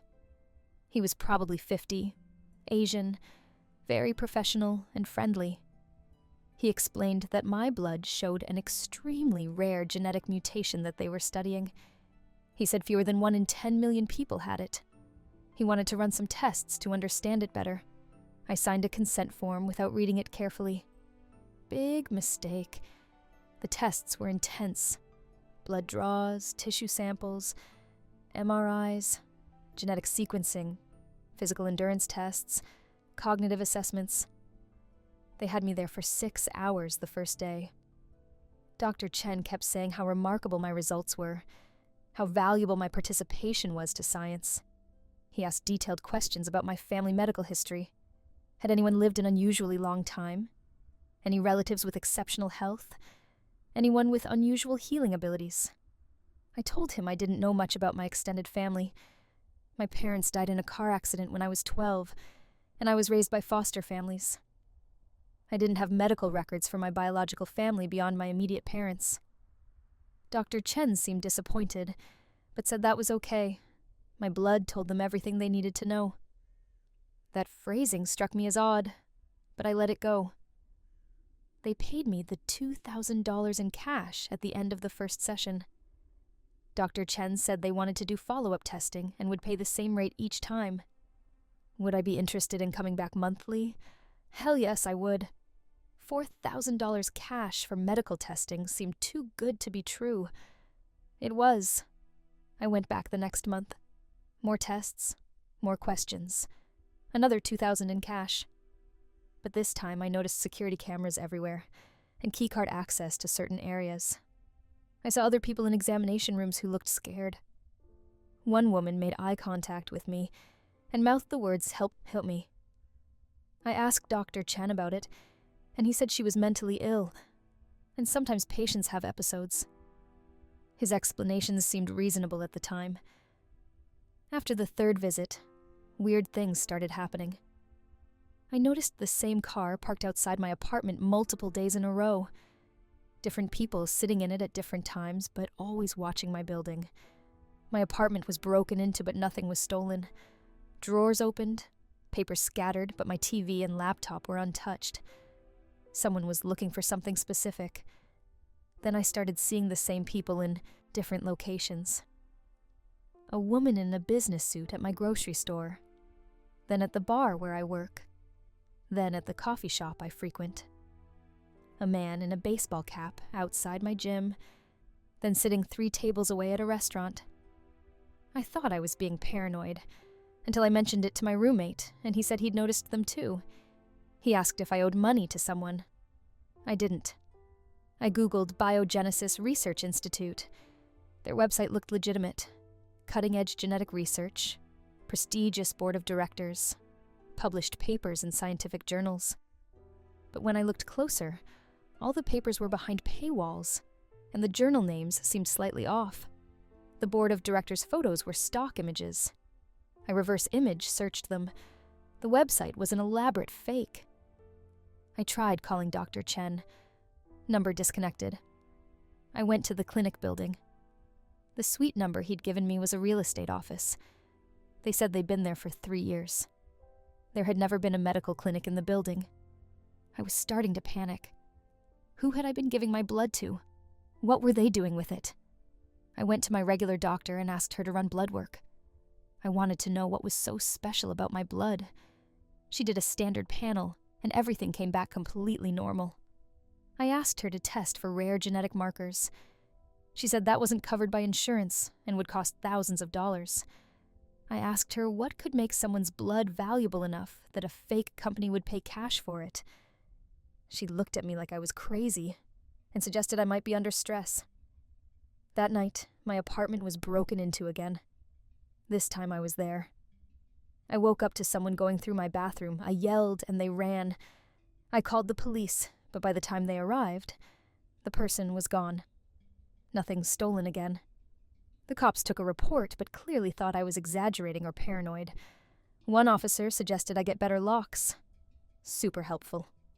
I started researching rare blood mutations online.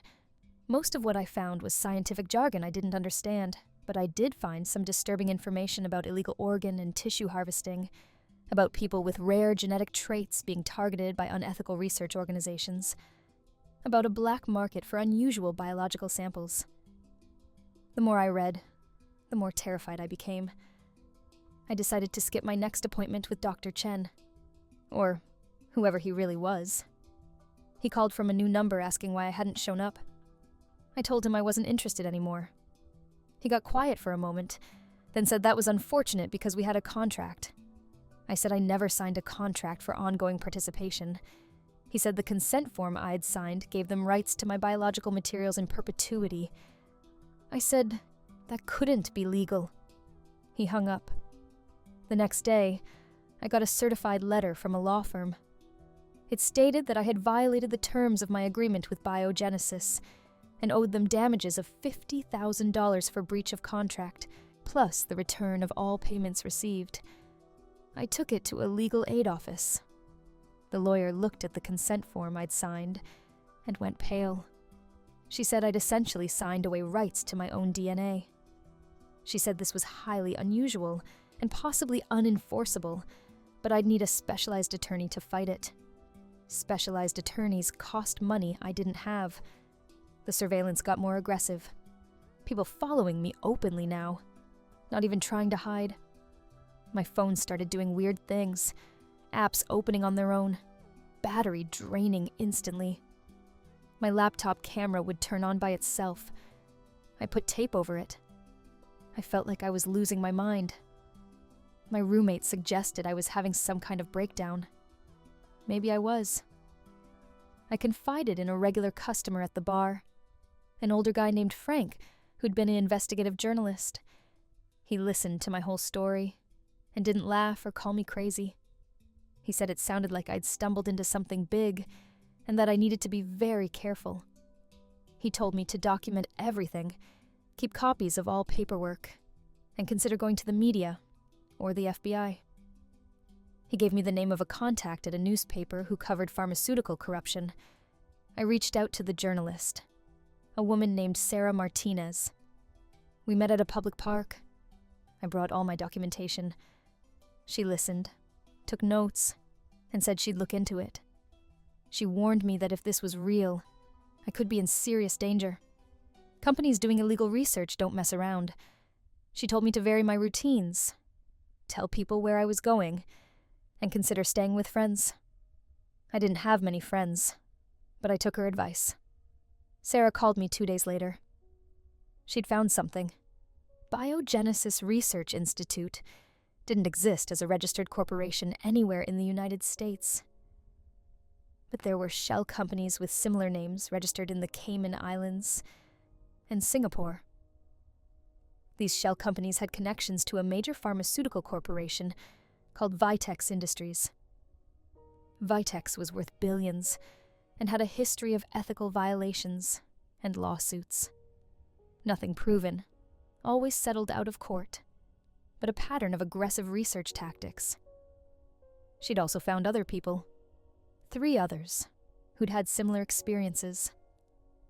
Blood donation, contact from biogenesis, cash payments, surveillance, threats. One man in California, a woman in Florida, another in Oregon, all roughly my age, all with no significant family medical history available, all O-negative blood type. Sarah thought we were being targeted for something specific, but she couldn't figure out what yet. She arranged a conference call with the other victims. Hearing their stories was validating and terrifying. We all had nearly identical experiences. The California guy said he'd tried to fight the contract in court, and the case was thrown out because Biogenesis didn't technically exist to sue. The Florida woman said she'd gone to the FBI, and they told her it was a civil matter. The Oregon person said they'd gone into hiding after their family was threatened. That's when I started to really panic. If these people were willing to threaten families, I might be in physical danger. I didn't have family to threaten, but I had friends and coworkers. I started thinking about running. Sarah said that might be premature, that she was close to breaking the story, and publicity would be protection. I wanted to believe her. Then Frank, my journalist friend from the bar, was hit by a car. Hit and run. Driver never found. He was in intensive care with severe injuries. The police said it looked deliberate. He'd been walking on the sidewalk, and the car had jumped the curb to hit him. I visited him in the hospital. He could barely talk, but he grabbed my hand and whispered, "Run." That's when I knew I was in over my head. I packed a bag that night. Clothes, cash I'd been saving, copies of all documents, burner phone I'd bought. I left a note for my roommate saying I needed to get away for a while, and I'd be in touch. I drove out of Austin at 3 a.m, checking my mirrors constantly. I thought I saw headlights following me, but I couldn't be sure. I drove to San Antonio, ditched my car in a long-term airport parking lot, and took a bus to El Paso. From there, another bus to Las Cruces, New Mexico. I paid cash for everything. I've been moving around New Mexico for the past 3 weeks. Different motels every few nights, always paid in cash. I bought this laptop at a pawn shop and only use public Wi-Fi. I check in with Sarah through encrypted email. She's still investigating, but the story is bigger than she thought. She's found evidence that Vitex Industries is conducting unauthorized human trials of some kind of gene therapy. She thinks people with my specific genetic mutation are key to their research, but she doesn't know why yet. The other victims have had mixed outcomes. The California guy disappeared and no one's heard from him, The Florida woman went to her senator, and now there's apparently a quiet investigation happening. The Oregon person is still in hiding like me. We communicate through anonymous chat rooms, sharing information and trying to piece together what's happening to us. I've done my own research with the time I have. The genetic mutation Dr. Chen mentioned, I finally figured out what it might be.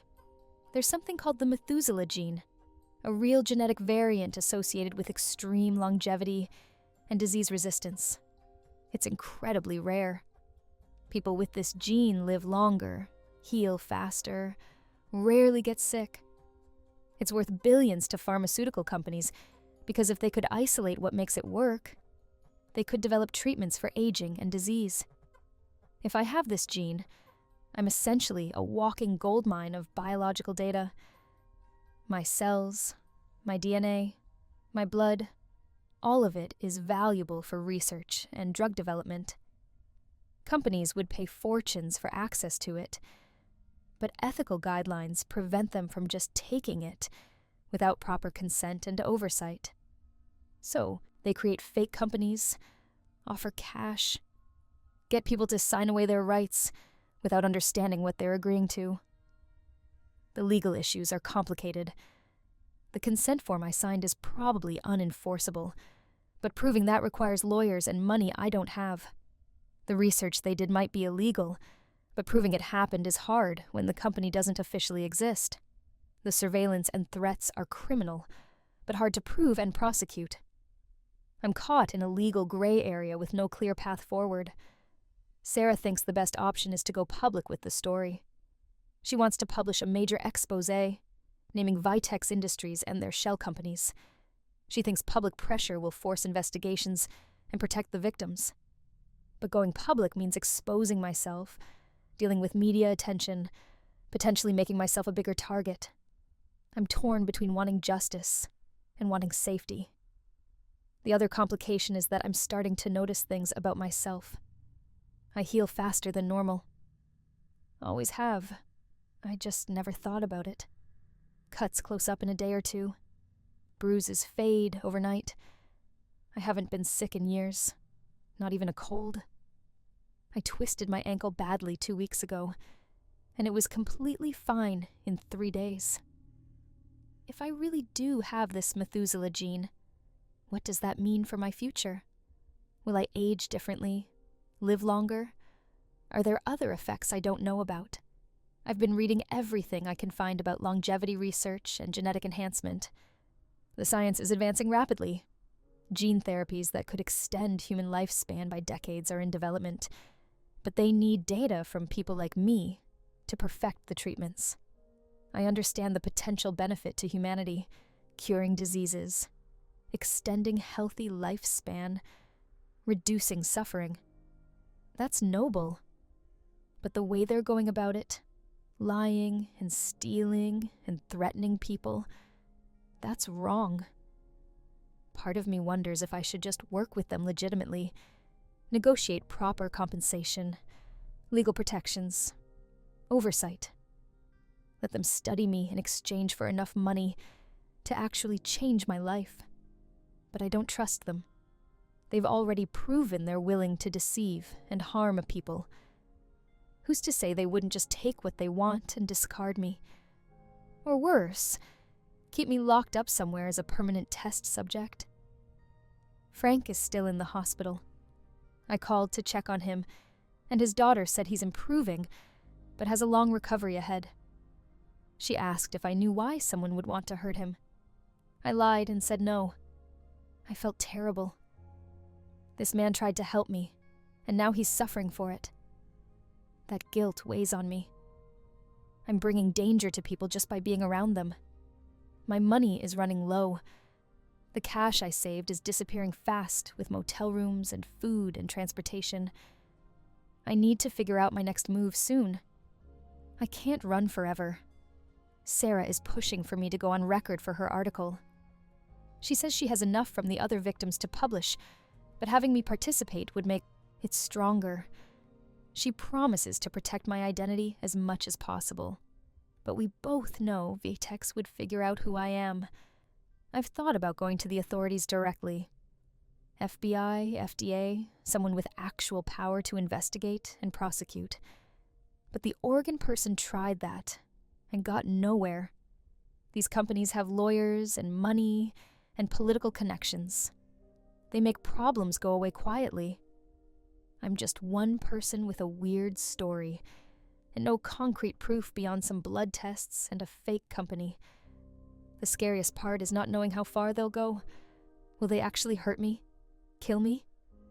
Or are the threats just intimidation tactics? I don't know, and I can't risk finding out. Every stranger could be watching me. Every car could be following me. I'm exhausted from the constant vigilance. I sleep poorly, wake up at every sound, feel like I'm spiraling into paranoia even though I know the threat is real. I miss my normal life.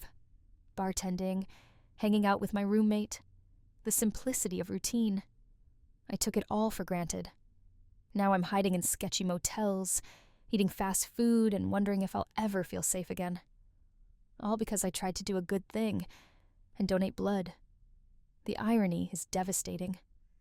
My attempt to help people led to this nightmare. Sarah sent me a draft of her article yesterday. It's powerful and detailed. She's connected Vitex to at least 8 other cases beyond the 4 of us. All similar patterns. Blood drives, genetic testing, cash payments, surveillance. She has documents showing the shell companies, financial trails, testimony from former employees. If she publishes this, it will be a major scandal. Congressional hearings level scandal. But she needs me to go on record. The article is stronger with named victims willing to tell their stories publicly. The others are too scared. It's just me. She's giving me 48 hours to decide. After that, she's publishing with or without me. I understand her position. This is her job, and it's a huge story. But it's my life and safety on the line. I've been thinking about what my parents would tell me to do. They were good people, principled. They always said to stand up for what's right, even when it's hard. But they also said to protect yourself and be smart. I don't know which advice applies here. Standing up means exposing myself to unknown dangers. Staying hidden means letting Vitex get away with it, and potentially hurt more people. The motel manager just knocked on my door to tell me someone was asking about me. A man in a suit with a photo. I told the manager I wasn't here, and I don't know who that is. I'm packing up right now. I need to move again. This is my life now. Constant movement, constant fear, looking over my shoulder every minute. I'm 26 years old, and I'm living like a fugitive because my blood is special. I've decided to do the article. Not because I'm brave, but because I'm tired of running. If they're going to find me anyway, at least I'll go down swinging. At least the truth will be out there. Maybe it won't change anything, but maybe it will. Sarah is putting me in touch with a civil rights lawyer who works pro bono on cases like this. We're going to fight the contract, file complaints with every regulatory agency, push for criminal investigations. I know this probably won't end well for me. Best case scenario, I spend years in legal battles and live with looking over my shoulder. Worst case, well, I don't want to think about worst case, but I can't keep living like this. The fear is eating me alive. At least if I fight back publicly, there's some protection and visibility. They can't make me disappear quietly if everyone knows who I am and why. So, that's where I am. Hiding in New Mexico, preparing to go public with a story about pharmaceutical companies hunting me for my genetics. It sounds insane. I know it sounds insane, but it's real, and it's happening, and I'm terrified. If you're reading this and you've had similar experiences, reach out to Sarah Martinez at the Dallas Tribune. You're not alone, and this needs to stop. If you work in genetic research and know something about Vitex Industries or Biogenesis, please come forward. People need to know what's happening. I donated blood to help people. Instead, I became a target. My DNA, my cells, my very biology turned into a commodity to be harvested and exploited. This is the dark side of genetic research that nobody talks about. The people used and discarded in the pursuit of scientific advancement. I'm just one story, but I know there are others. We deserve better. We deserve protection. We deserve to own our own genetic material without fear. The article publishes in 3 days. After that, my life will never be the same. I'm scared, but I'm ready. Whatever happens next, at least I fought back. At least I tried. Wish me luck. I think I'm going to need it.